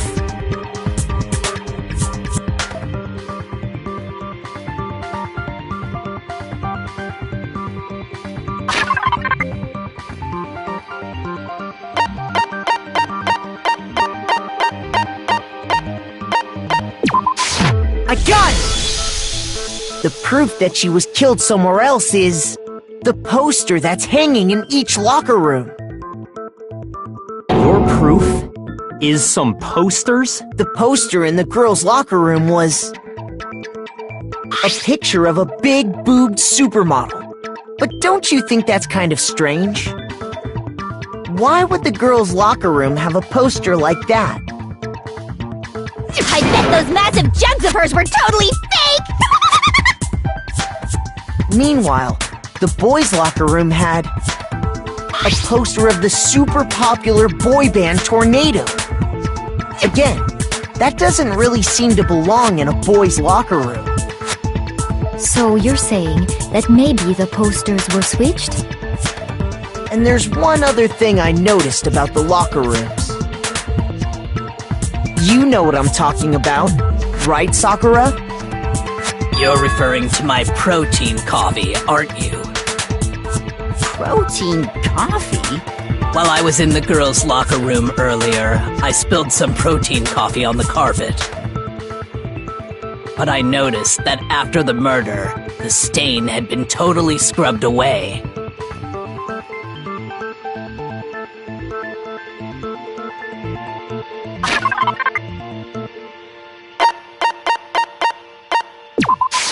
I got it! The stain on the girls' locker room carpet wasn't scrubbed away. In fact, I found it on the boys' locker room carpet. That's definitely the stain from my protein coffee. Then, does that mean that the carpets were switched too? But why would anyone do that? To move the murder scene from one locker room to the other. It's certainly plausible, don't you think? What? In other words, in order to completely swap the scene of the crime, the blood-stained poster and carpet were moved along with the dead body. By doing this, the killer was able to change the entire room where the murder took place. I can certainly follow your reasoning, but why would the culprit bother doing that? Huh? Why would they go through all that trouble of switching the scene of the crime? Actually, an even bigger question. If the murder did take place in the boys' locker room, then how did Chihiro get in the boys' locker room in the first place?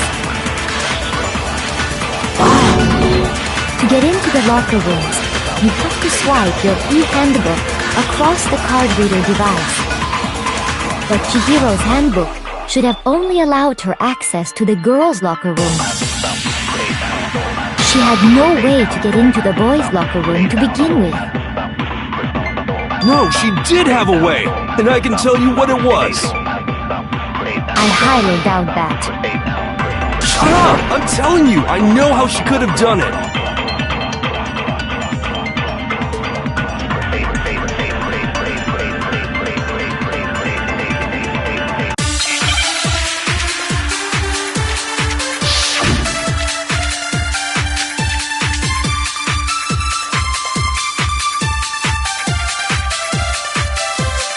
Is it really possible?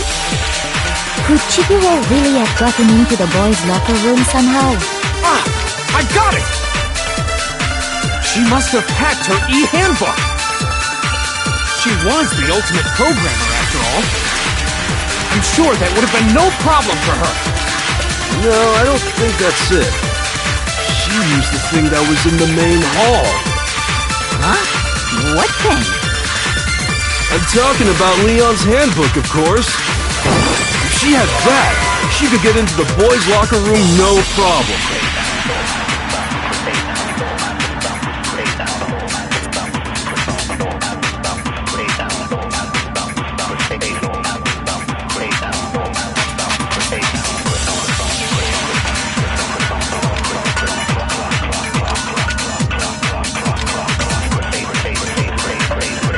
Is it really possible? Could Chihiro really have gotten into the boys' locker room somehow? Ah! I got it! She must have hacked her e-handbook! She was the ultimate programmer, after all. I'm sure that would have been no problem for her. No, I don't think... That's it. She used the thing that was in the main hall. Huh? What thing? I'm talking about Leon's handbook, of course. No, that's wrong!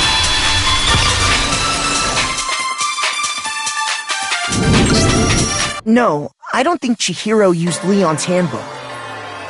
Why not? Because Leon's handbook was broken. Oh.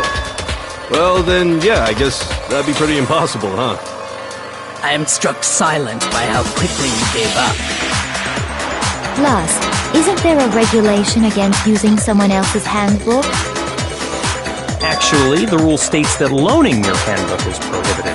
It says nothing about borrowing one. In other words, you could borrow a dead person's handbook all you want, and you'd be safe. Yup, yup, yup! Hit the nail square on the noggin! Of course, if it were broken, that wouldn't make any sense anyway.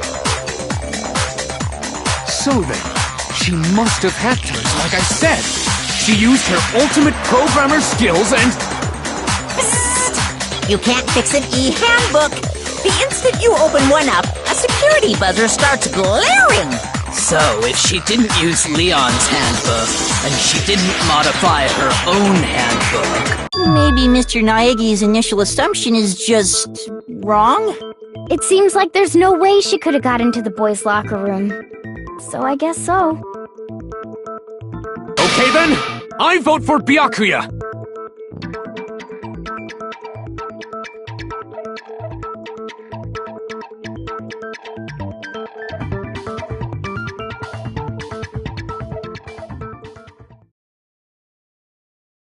Hold on a second. I agree with you, though. I think you're on the right track. What the... You finally decide to open your mouth and that's what you've got to say? There's no way she could get in the boys' locker room, right? So... Why are you so sure she couldn't get in? There's still one other way she could have gained access. What? What are you talking about? What other way is there? Well, to explain that, why don't we take a little break from the trial? I'd like you all to come see something. Wait! Just what do you think you're doing? Don't worry. This'll make the whole trial more exciting. I'm sure that thought must please you. Huh? It'll make things more exciting? Well, alright then. I declare an official class trial recess! Huh? For real? Now then, what is it you want to show us? It better not be boring or I'll be very unhappy. Oh, I have no doubt it'll meet your lofty expectations. So, shall we go?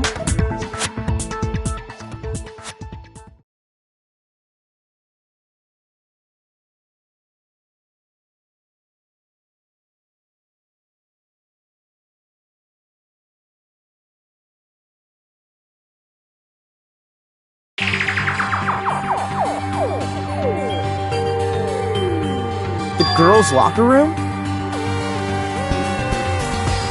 You've already searched this place top to bottom! What are you trying to pull, Missy?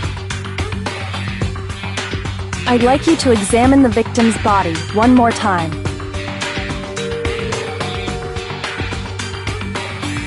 Be sure to examine the entire body very carefully. Take your time. Examine her carefully? Like using our hands? No way, no way, no way, no way, no way! It's probably best if I don't run my hands all over a girl's dead body. It's not that I'm creeped out or anything, it's just based on religious grounds, you know? Very well. I'll do it. But you're a girl. You shouldn't have to touch a dead body. Just let one of the boys do it. No, it's okay. I think Chihiro would rather have a girl examine her. So just leave this to me. Sakura. What is this? Some kind of secret girl-on-girl action? Is that what you two are about? That's not it at all. Stop screwing around. Okay, here I go. I'm sorry, Chihiro. Please excuse the intrusion.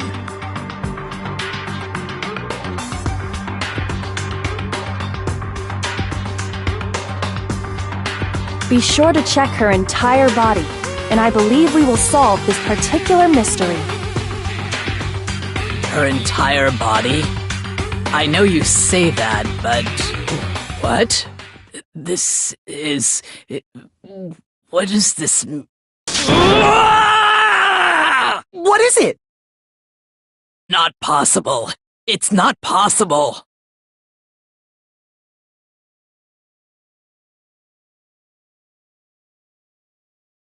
This girl is what? Is a boy! Ah, I see. So she was actually a he. Interesting. Thank you for confirming this fact. What? You're joking, right? I wouldn't joke about this. Ben, it's really true? Chihiro was a guy? Oh, what? You guys didn't know? Heck, I knew that right off the bat. Chihiro Fujisaki was totally a guy. He was a cross-dresser? Oh, I'm really on fire! I wish I had killed him! So that's what Kyoko wanted to show everyone, huh? Interesting. Yes, that certainly does make things much more exciting. Now let's ride this wave of excitement back to the courtroom and get back to the trial. I do apologize for keeping you waiting. Now then, let's resume the class trial. We've all just learned of the shocking revelation that Chihiro was actually a boy. Let's pick up from there. Yes, well, I don't know his reason for hiding it, but the fact is, Chihiro was not a girl, but a boy.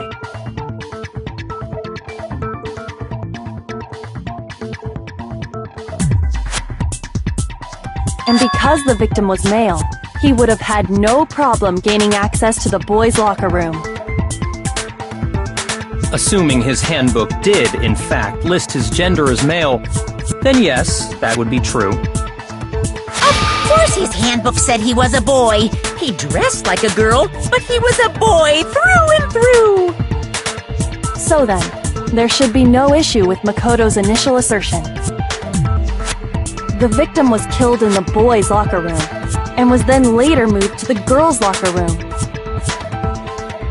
And the killer could have easily used Sayaka or Junko's handbook to get into the girls' locker room. So Chihiro really was killed in the boys' locker room? I still don't understand the motive for moving the body, but yes, that does seem plausible. Well, I must admit, I did find it rather odd. I knew he felt a little off. There was a certain incongruity to his female body. This is the most titillating situation! So now everything has been connected. All the mysteries have finally become clear. Okay, well, connected or clear or whatever. We still think you're the killer, remember? Very interesting. This has become very interesting indeed. He's off in his own little world. What about you, Makoto? After everything we've learned, do you still think Byakuya's the killer? Well, without a doubt, Byakuya is the one that made Chihiro.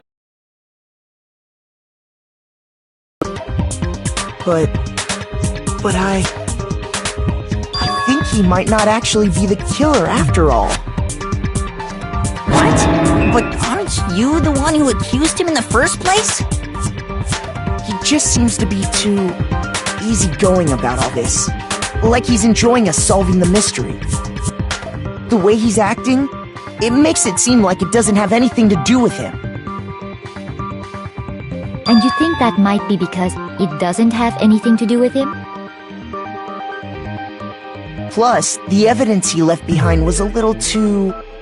how can I put it? Overt. He consciously chose to use the extension cord, knowing it could connect him to the murder. At least, that's how I see it. And Byakuya, when you found out the murder took place in the boys' locker room, it seemed to rattle you. And then again when you found out Chihiro was actually a guy.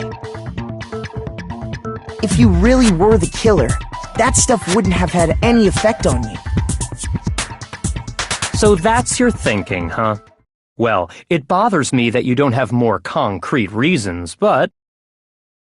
it's fine. I guess I'll mark it as correct, for the time being. Mark it as correct? He's right. I am not the culprit. I just happened to come across the corpse in the girls' locker room and decided to alter it. Are you fucking with us right now? No, I am not effing with you right now. I'm telling you the truth. Well, I find it very hard to believe! Go ahead, find it very hard to believe. You're free to be executed along with the rest of us. If you're really telling the truth, then why? Why do you do that to his body? My reasons hardly matter right now. Uncovering the culprit is much more important, wouldn't you say? Now then, if it wasn't me, who was it? Well, I don't think I can say for sure without talking about it a little more. They're seriously gonna keep going? We're all good, aren't we? I thought it was clear Byakuya did it. No, I'm with Makoto. If there's any doubt whatsoever, we need to explore every possibility. Because if we're wrong, we all die here. That's true. Very well then. I'm with you too. Damn straight. Count me in. Do you not have a mind of your own? Of course I do. What am I, an ant or something? Anyway, let's discuss this all as a group one more time. We still have time to make our decision. That's very true. Our lives are all on the line. Excellent. Then shall we resume our game of hide and seek?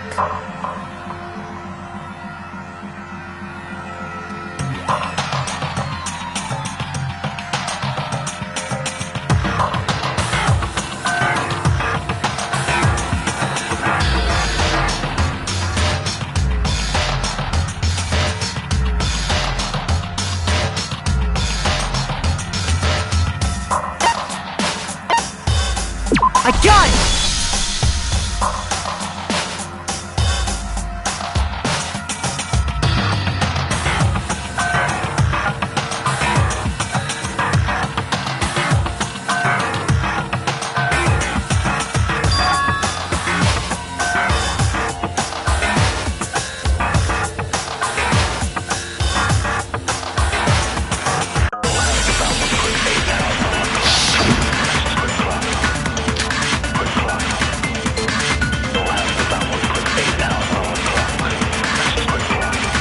Isn't there a single clue that might lead us to who did it? Well, clues are one thing, but did nobody get a look at the killer? I'm sure if someone saw the killer, they would have said something by now. Perhaps someone saw the victim at some point. Even that might be enough for now. Yeah. All we need right now is any kind of new info. It's over. It's all over. You want to know who saw the victim? The killer. And only the killer. No, it's wrong.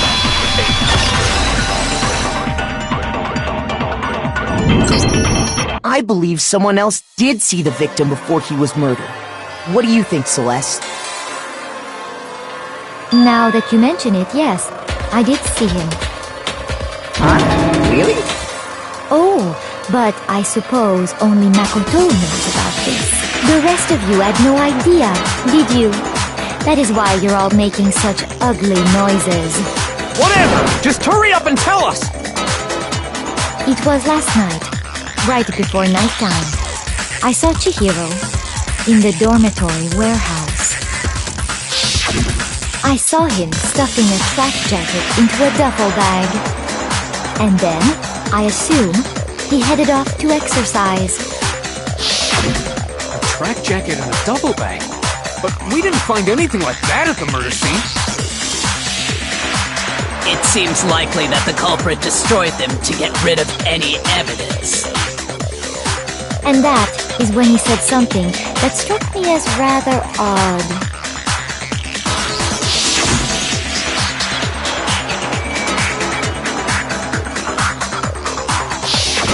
Chihiro told me he was in a hurry. But why would he be in a hurry? Only if someone were waiting for him, I should think. So, Mr. Fujisaki was on his way to meet with someone, and then they were going to work out together? But Hina and I had invited him to exercise with us plenty of times, and he always declined. Probably because he was afraid you'd find out the secret he was hiding, right?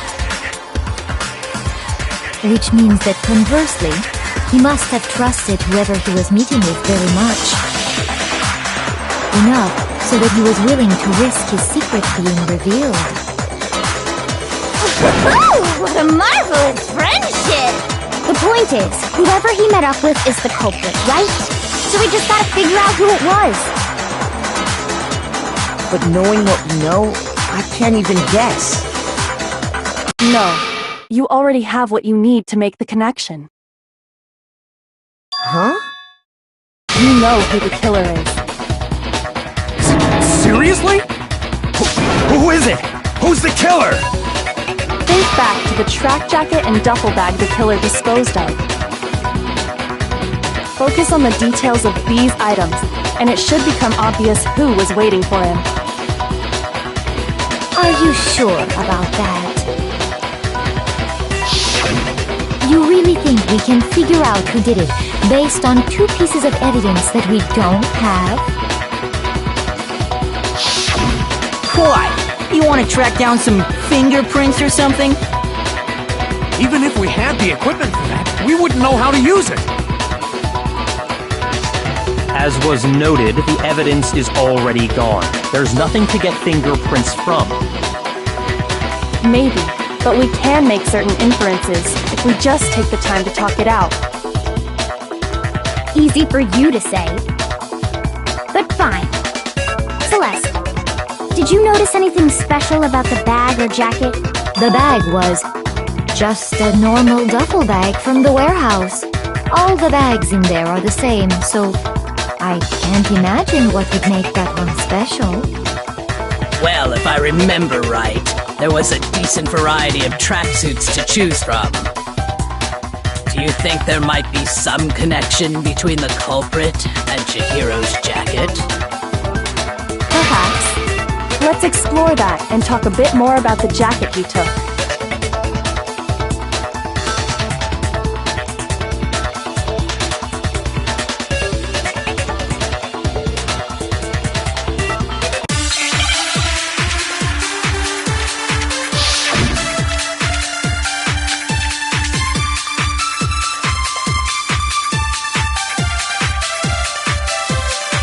First of all, we know where Chihiro was headed.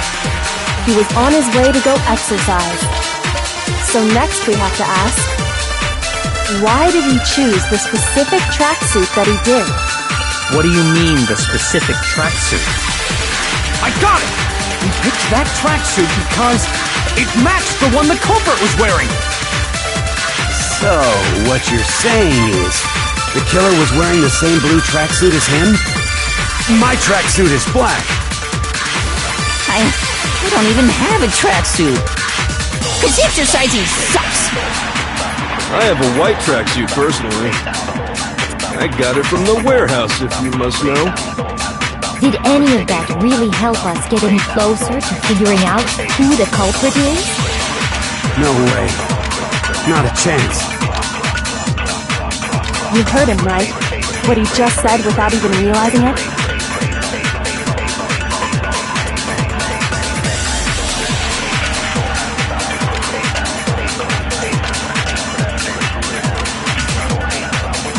First of all, we know where Chihiro was headed. He was on his way to go exercise. So next we have to ask, why did he choose? What do you mean? I got it! It matched the one. So, The killer was wearing the same blue tracksuit. No, that's wrong!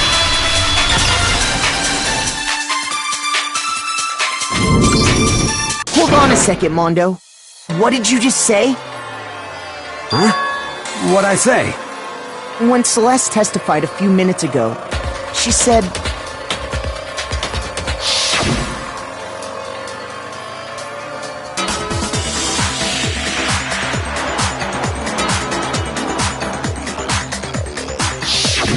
She never said anything about the jacket's color. So why did you say Chihiro's blue tracksuit? What are you? You just... Hey, Celeste. What color was Chihiro's tracksuit? As a matter of fact, it was blue? And before we began the trial, did you tell anyone that? The only one I told about any of this was you. Then, Mondo, how did you know what color Chihiro's tracksuit was? Because I just... I'm sure he saw the clothes at some point in the investigation. No, that can't be it. The bag and clothes were surely disposed of by the time we began our investigation. Then the only reason he could have known what color the tracksuit was is if he saw Cherry with it before he died! That's the only possibility! Cherry? Are you talking about Chihiro? So, how about it? Did you see the tracksuit or didn't you? Just by chance. I just happened to see it last night. He walked past me, and he was carrying the tracksuit in his hands. No, that can't be it either. According to Celeste's testimony,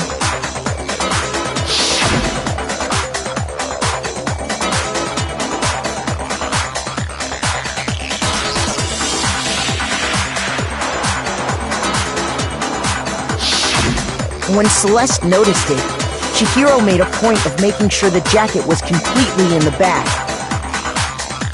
If you just ran into him briefly, you couldn't possibly have seen what color the tracksuit was. It would appear you've dug your own grave. Perhaps. But you handed him the shovel, didn't you? That's why you said what you did. Focus on the tracksuit and it'll be obvious who he met with? What a bunch of nonsense. Ah, now I understand. It was all one big bluff, wasn't it? Your true intention was to draw a slip of the tongue from the culprit. That's why you said you knew who did it, to put them on edge. That's right. However, Mondo was my target all along. I had my suspicions about him from the very beginning. But why? What made you so suspicious? That's a good question.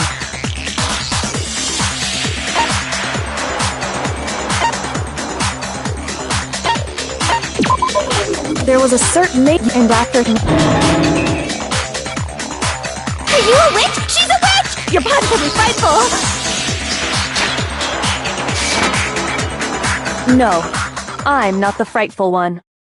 Not nearly as frightful as someone capable of murdering a friend. Mondo, was it really you? Did you really kill Chihiro? I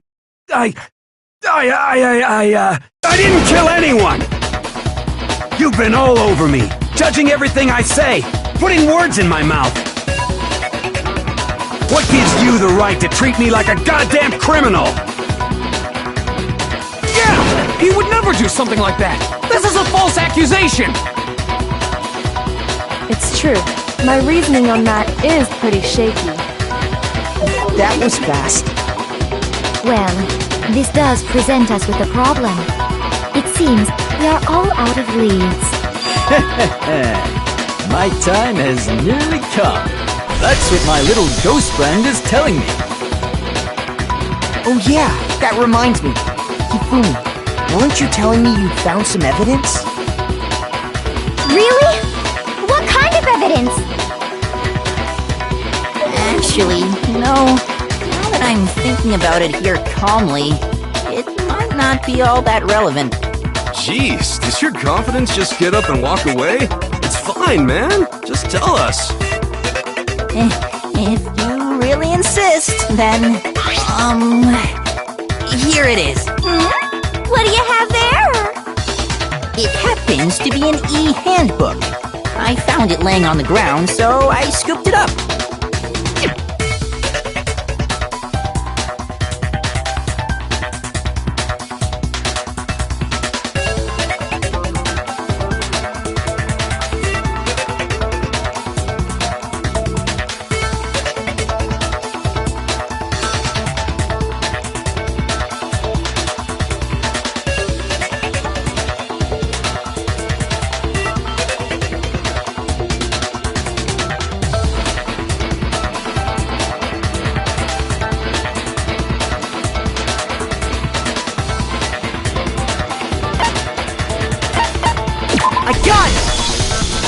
We know Chihiro's handbook was missing from the scene of the crime, right? For a fact. For a fact indeed. I was totally sure I'd found it. Then it must hold some clue about the culprit, right? Well, that's what I was hoping. But it's busted. It won't even turn on. I imagine the culprit broke it to get rid of any evidence after the murder. That's odd. I didn't think the handbooks were quite so fragile. You're right. They're not. They're totally waterproof and shock-resistant. It would take an awful lot to break one. And yet, this one does appear to be broken, as is Leon's, sitting useless in the main hall. For all your confidence, that is a remarkably high failure rate. Do you think there might be some kind of mystery in there somewhere?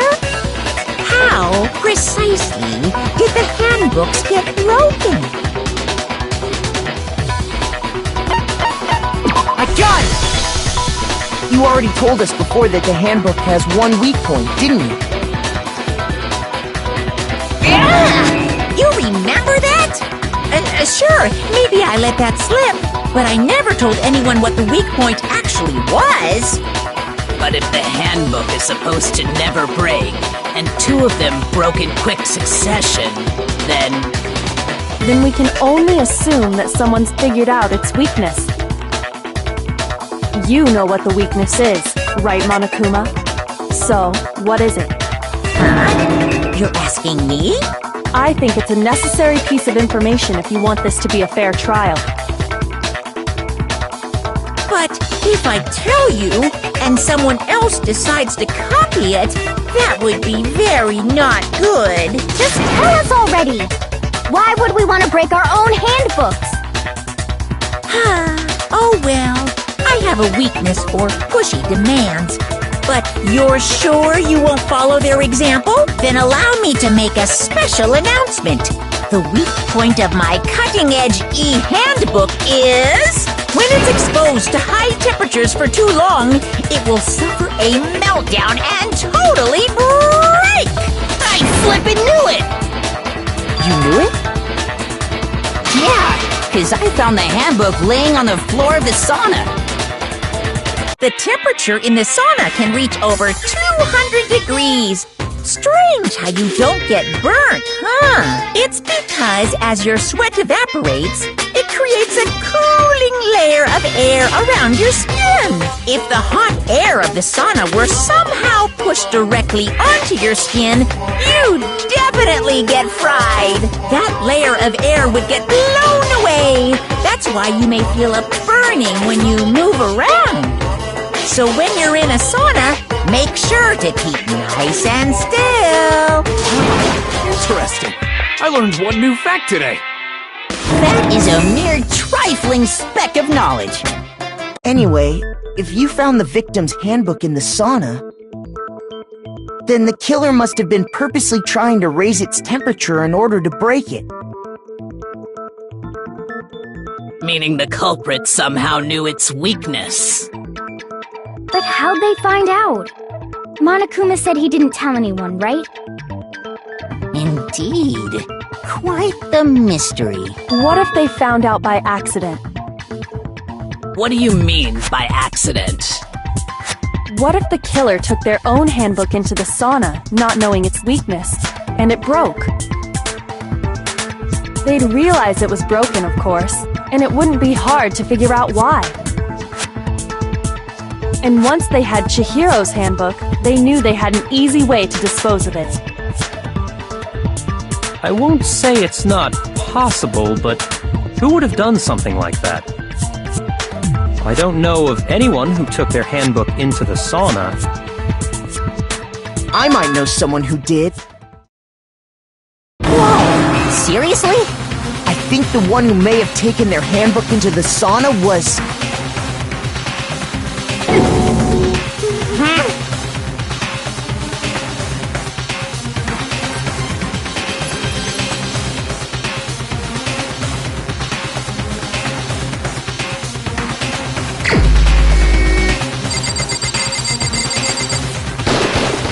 Here's my answer! Mondo, your handbook got broken in the sauna, didn't it? What? Why? Why do you keep accusing him? Mondo and Taka had an endurance contest in the sauna not too long ago, remember? And for the contest, Mondo just so happened to keep his school uniform on. But little did he realize, he'd also left his handbook in one of his uniform pockets. And when it was all over, Mondo discovered that taking your handbook into the sauna could easily destroy it. No, wait, hold on! You've got it all wrong! He would never kill! I don't accept this! Show me the proof! The actual solid proof!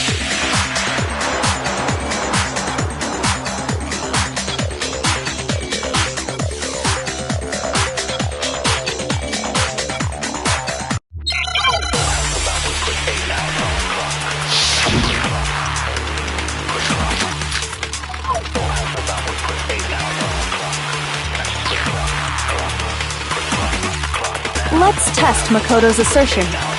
If what he says is correct, then Mondo, you broke your own handbook. In other words, if Mondo's handbook is actually broken, then that proves that what Makoto said is right. Well, my goddamn handbook works just fine! See? Look! Makoto was wrong after all! Mondo wouldn't hurt a fly! Let's test Makoto's. If what he says is correct, then Monda, You broke your own. In other words, if then that proves. Well, my goddamn Handbook works just fine. See? Makoto was wrong! Mondo wouldn't hurt a fly! Let's test if what he said. You broke your own. In other words, if then that proves. Well, my goddamn Handbook works just... No, that's wrong!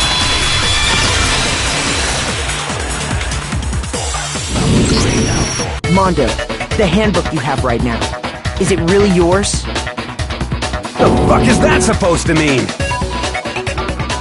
The broken handbook that was in the main hall. Isn't that one actually yours? What the heck are you talking about? What I mean is, I think Mondo swapped his handbook out for one that actually works. I think he took Leon's handbook and replaced it with his own. After all, Monokuma said himself that Leon's handbook never should have broken. That's right! The punishment it suffered wasn't nearly enough to destroy it. So then, the broken handbook in the main hall is actually Mondo's, which would mean that the handbook Mondo has right now is actually Leon's, yes? But doesn't that violate the school regulation that says loaning out your handbook is prohibited? Well, here's how I look at it.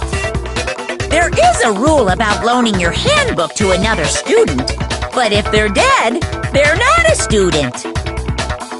It's kind of a gray area, I admit, but no worries. If anything, it just makes things more interesting. As such, I decree that exchanging handbooks with a corpse is not a violation of the rules. Well, Mondo, if I'm wrong about this, you're welcome to say so. I'm happy to admit I made a mistake, but... Son of a bitch! What's wrong, bro? Come on! Tell him he's wrong! You are wrong! You have to be wrong! Everything you just said is wrong! You made it all up! Okay, then why don't we look back on this case one more time, from the beginning? That way, everything will become clear, and we'll all see if I was right or wrong.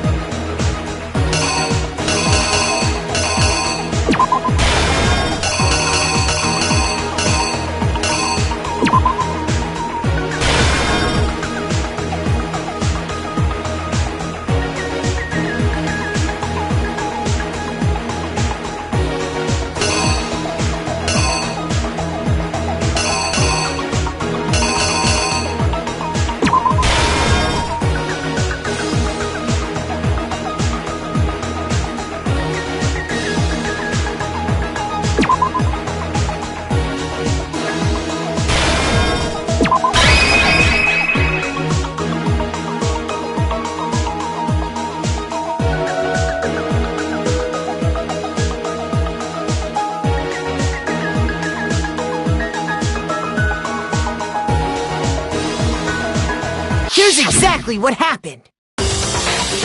First, let's take a look back to before the incident. Last night, Celeste saw Chihiro in the warehouse, correct? At the time, she was apparently stuffing something into a duffel bag.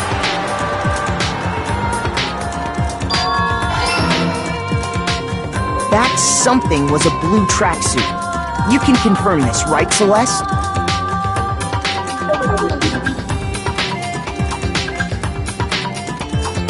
With bag in hand, Chihiro headed out, even though it was officially nighttime. She made her way to the locker room, specifically the boys' locker room. But how could the victim, who was apparently a girl, access the boys' locker room?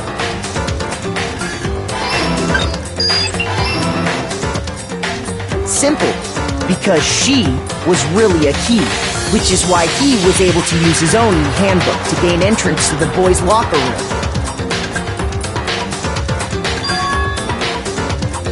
Once inside, he met with someone there, and the person he met was the one who killed him.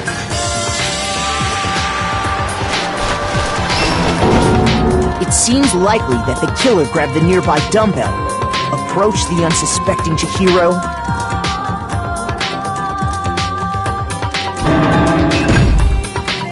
and attacked him. And that's where the bloodstains on the poster and carpeting in the boys' locker room came from.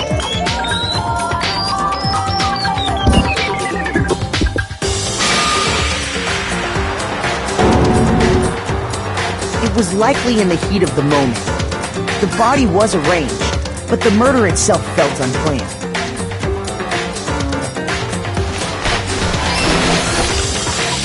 Which is why the killer hurried to try and hide the act. First, pulling up the bloodstained carpet. Then, removing the bloody poster.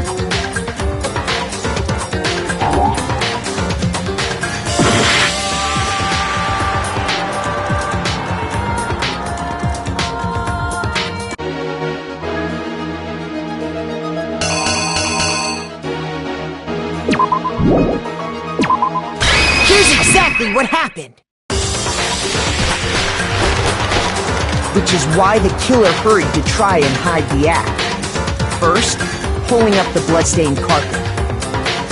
Then, removing the bloody poster.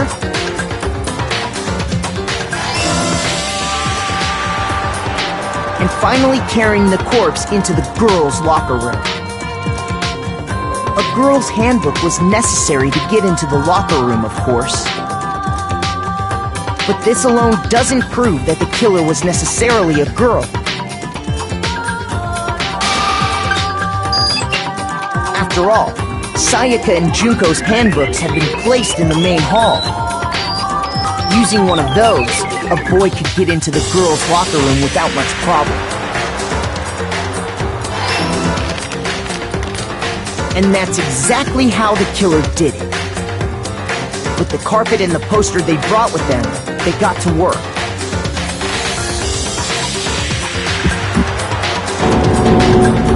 They changed the layout of the boys' and girls' locker room in what you might call a crime scene switch.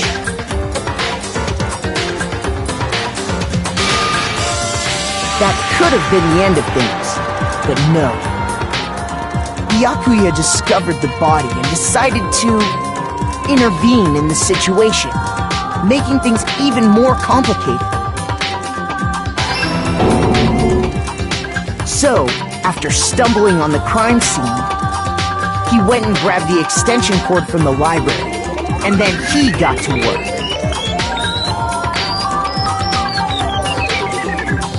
He used the cord to string up Chihiro's lifeless body.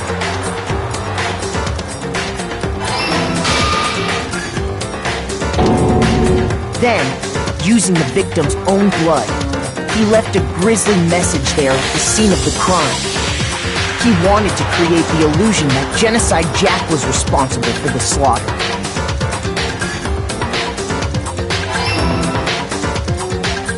And around the same time that the Yakuya was putting together this facade, The killer, having already disposed of Chihiro's bag and other belongings, arrived at the sauna. There, they planned to destroy the last piece of evidence, Chihiro's handbook.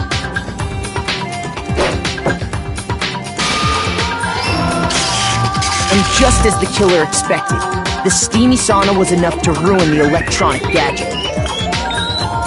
Somehow, the killer knew that the handbook couldn't stand up to the heat of the sauna. And the reason they knew that is because the sauna had already wrecked their own handbook. And that's how it all played out.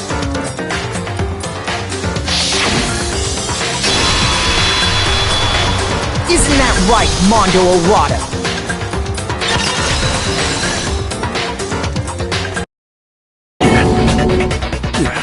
Wait! No! This can't be right! Where's your evidence? Yeah! Where's your evidence? You need evidence! You need proof! Without any proof, you can't pin any of this on him!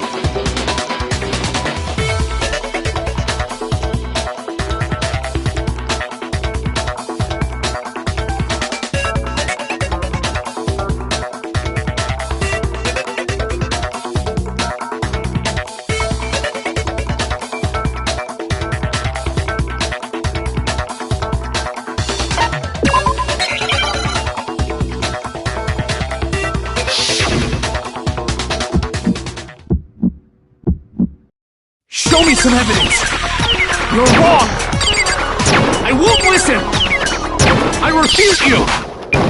False! Show me some evidence! I won't listen! False! I refuse to vote! Show me some evidence! You're wrong! I won't listen!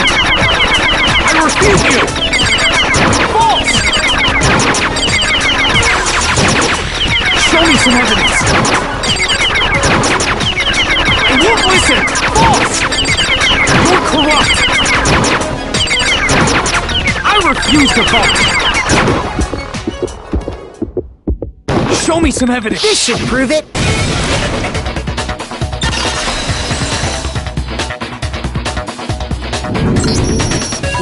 Thinking so far is right, Mondo must have replaced his broken handbook with Leon's. In which case, we can just check each of our handbooks right now. Once we do that, we'll... We don't gotta do that. Huh? Yeah, I did it. I killed him.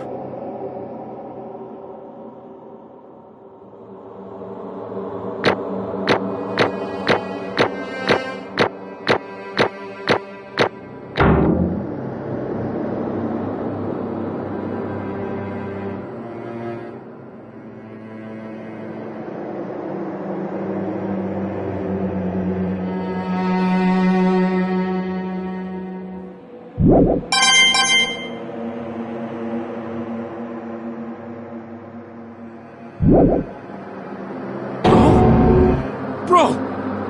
What are you saying? I got no choice, man. After hearing all that, I gotta just... give up. Go ahead, Monokuma. Get it over with. Ask for the goddamn verdict. Roger that! Wait! Hold on! No waiting! No holding on! Time for the moment we've all been waiting for! Grab your lever and give it a yank! Who will you elect as the Blackened this time around? Will you make the right choice or the dreadfully wrong one?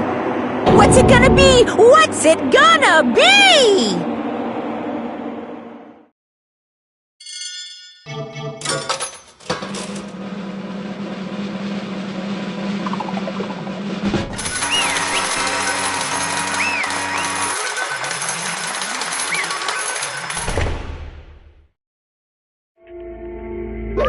What?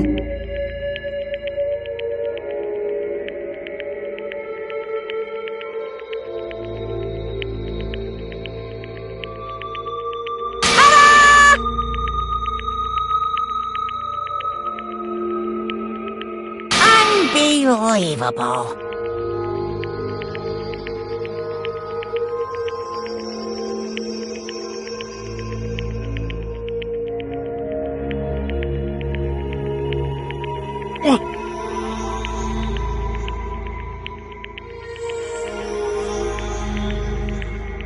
Sorry.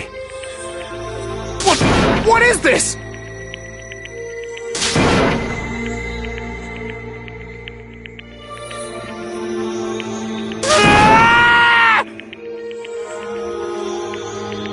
Now then.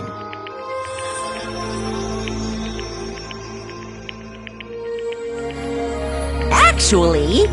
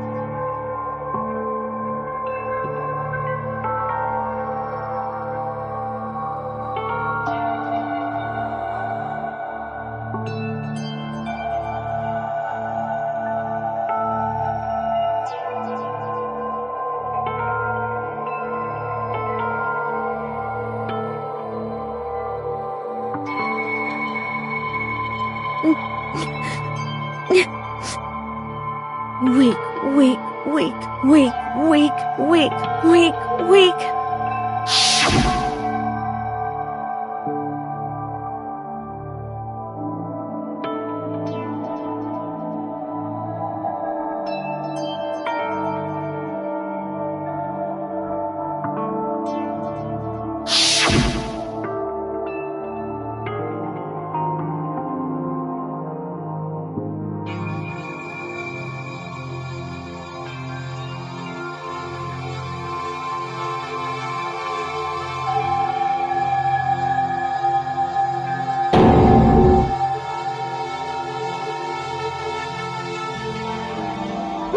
Hey,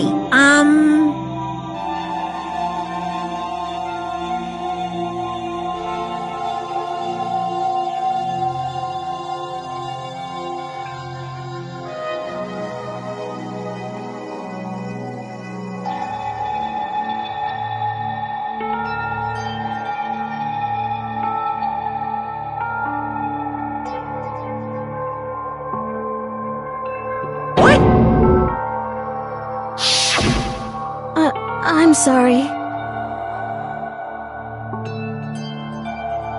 But...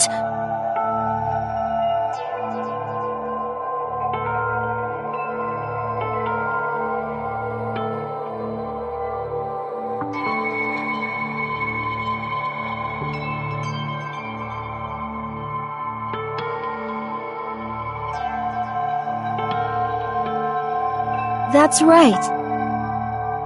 I want to change.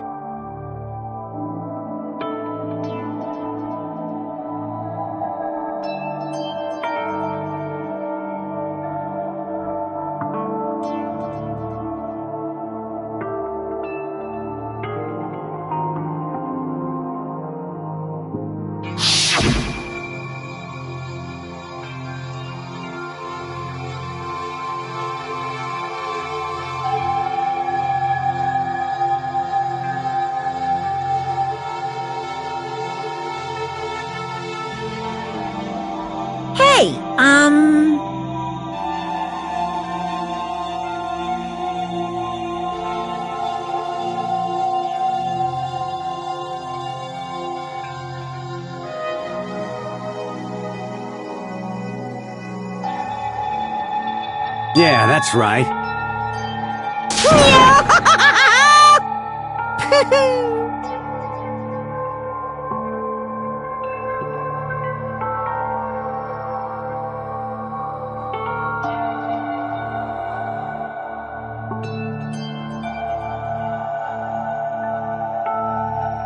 Uh-huh.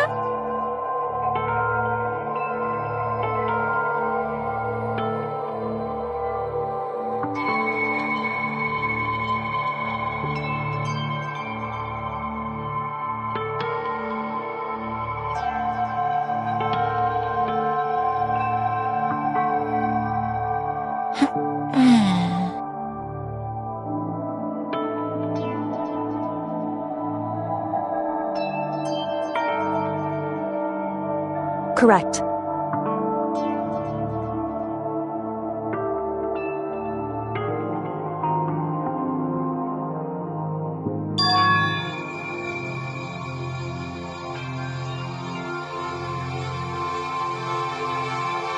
Indeed.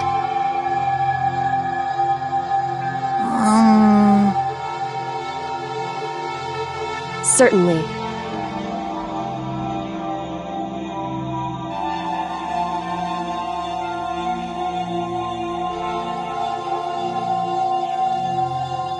But... Because...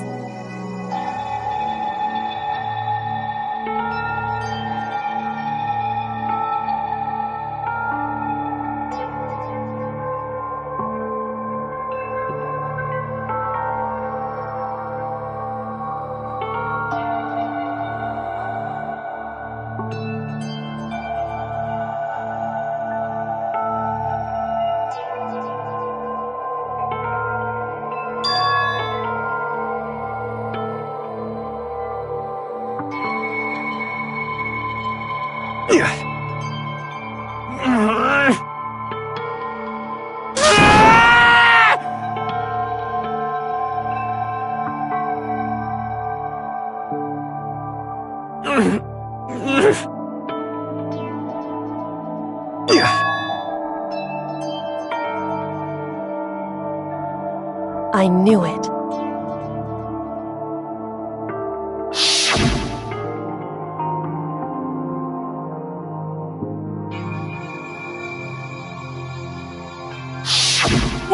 What is this?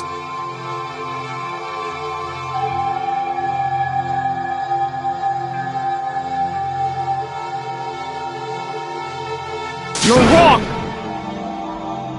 Don't make me repeat myself.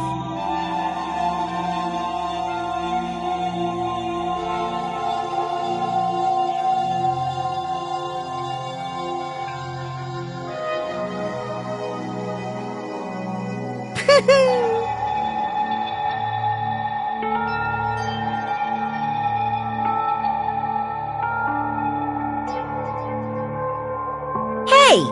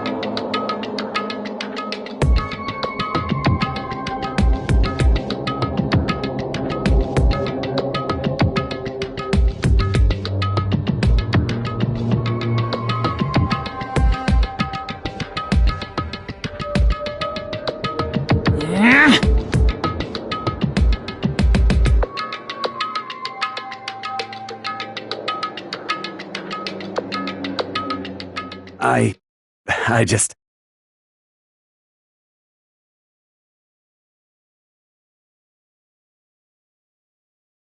Don't fuck with me!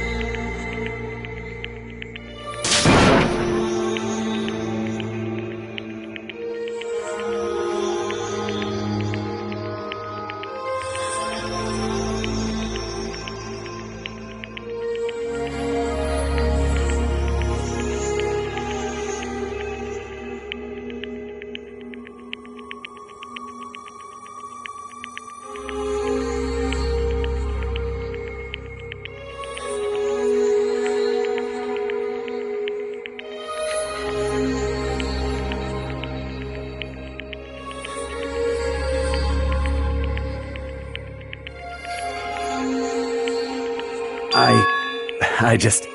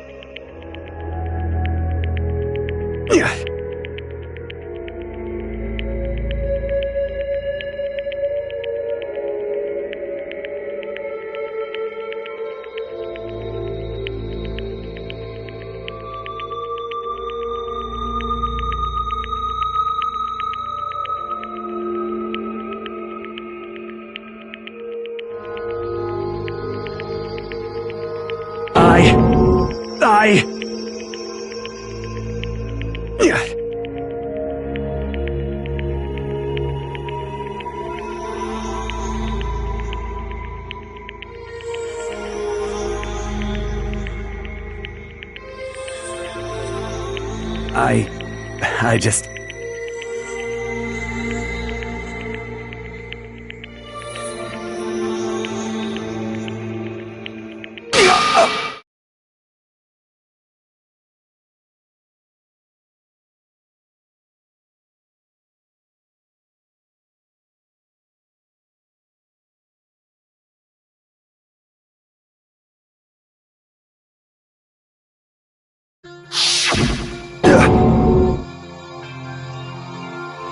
I'm sorry.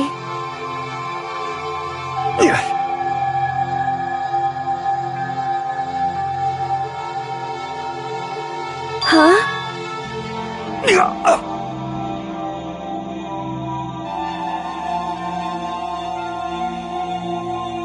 But...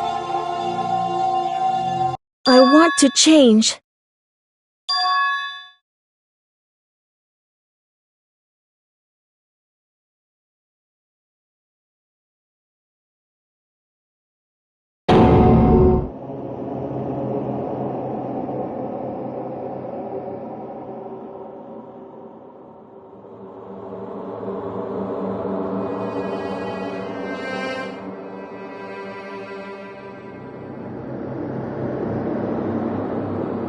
You piece of... What? What? Huh?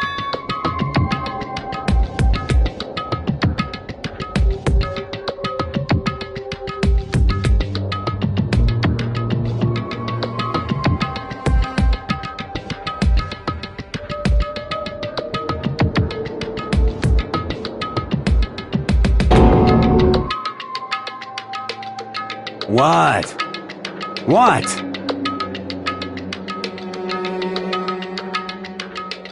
No!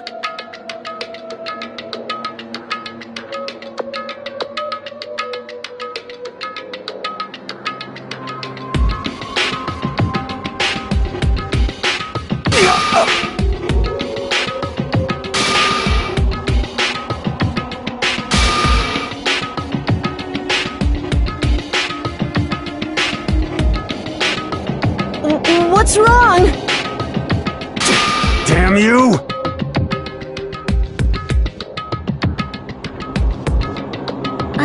I just wanted to...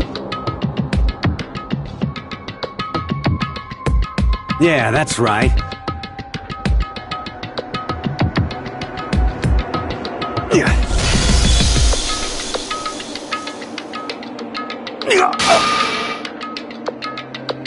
You son of a bitch!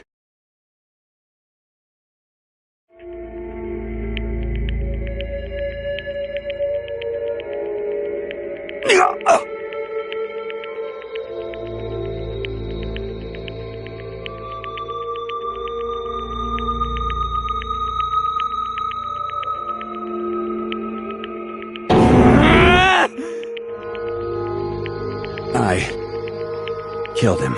I killed Chihiro. Even after all this time, I'm still just as weak as I've always been. And thanks to that, I did something I can never take back.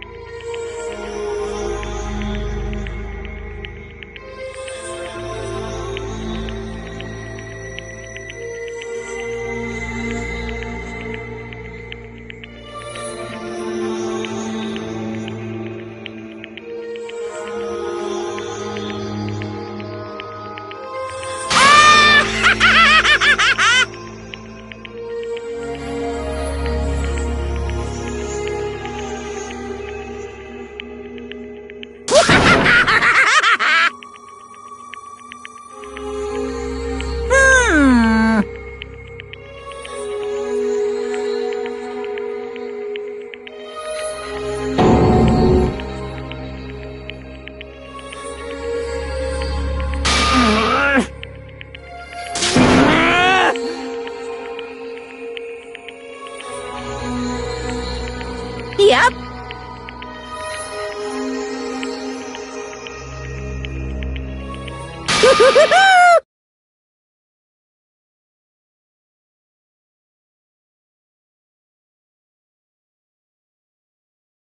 It can't be. Well now, well now, well now, well now.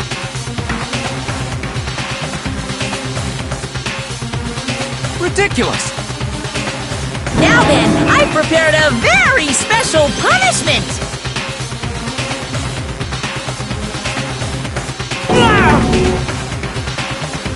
Let's give it everything we've got! It's punishment time!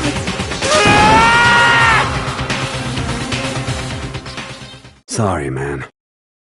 I couldn't keep the promise we made. From one man to another.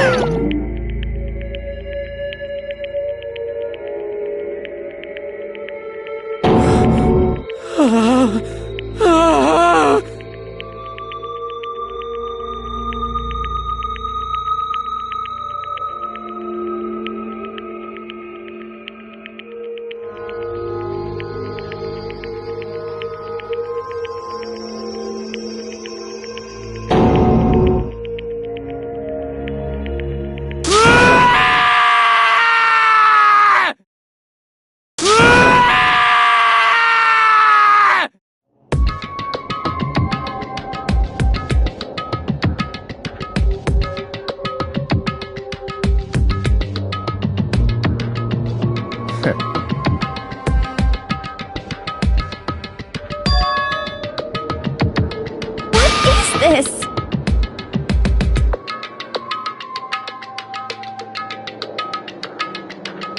Naturally. Hey.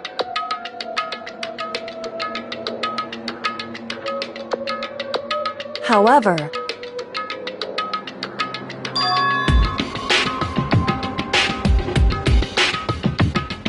what?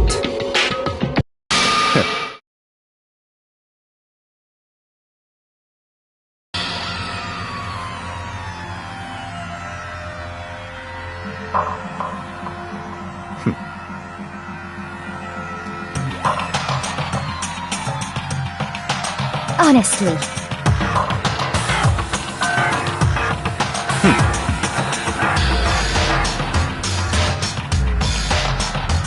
There is nothing to be done.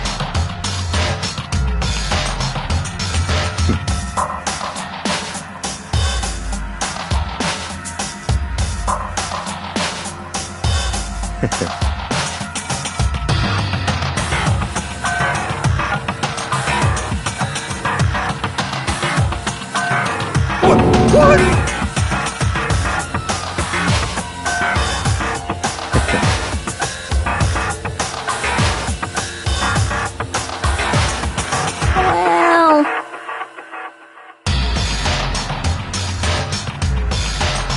That's right.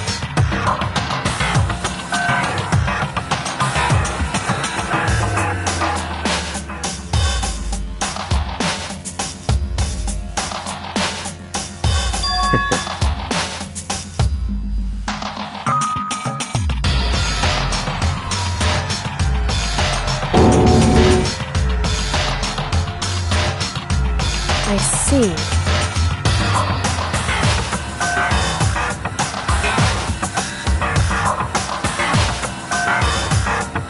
But...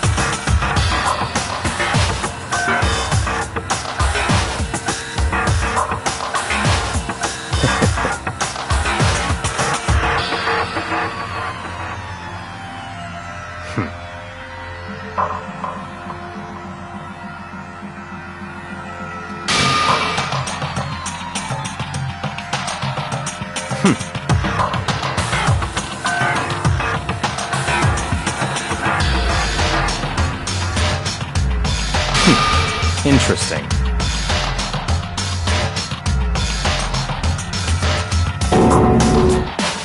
Correct.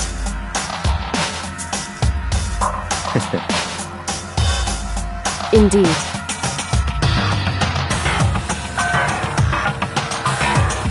Hey. What's this? You.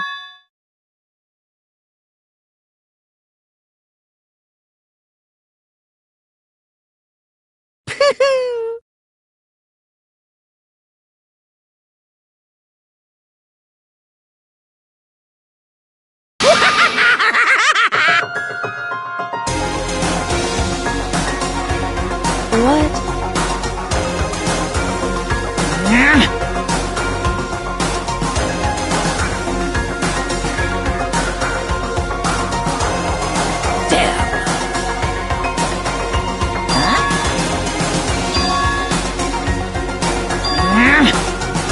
What the heck?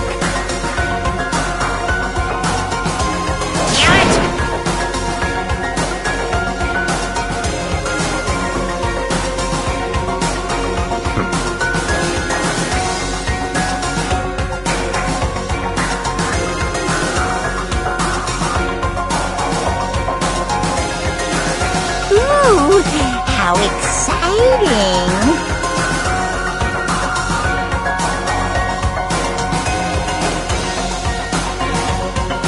That's enough.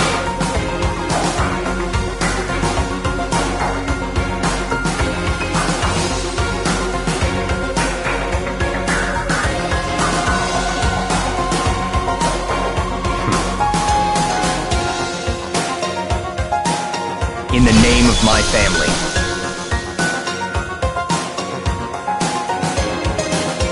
You're getting all riled up!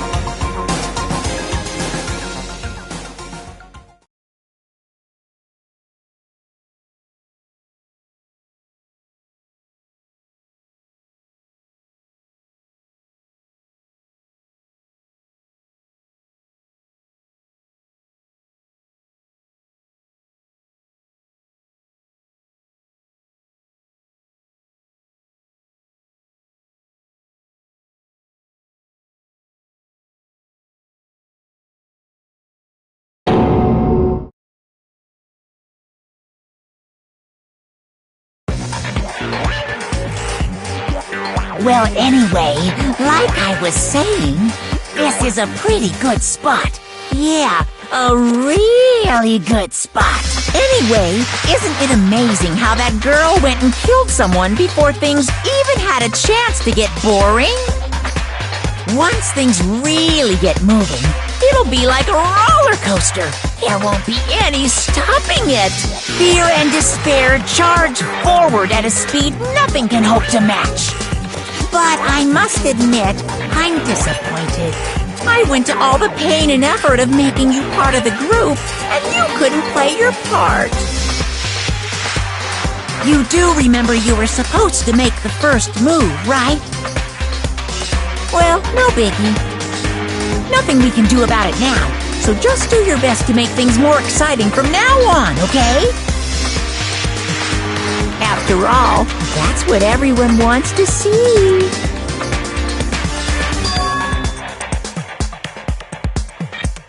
As long as you don't want to know my measurements, fire away!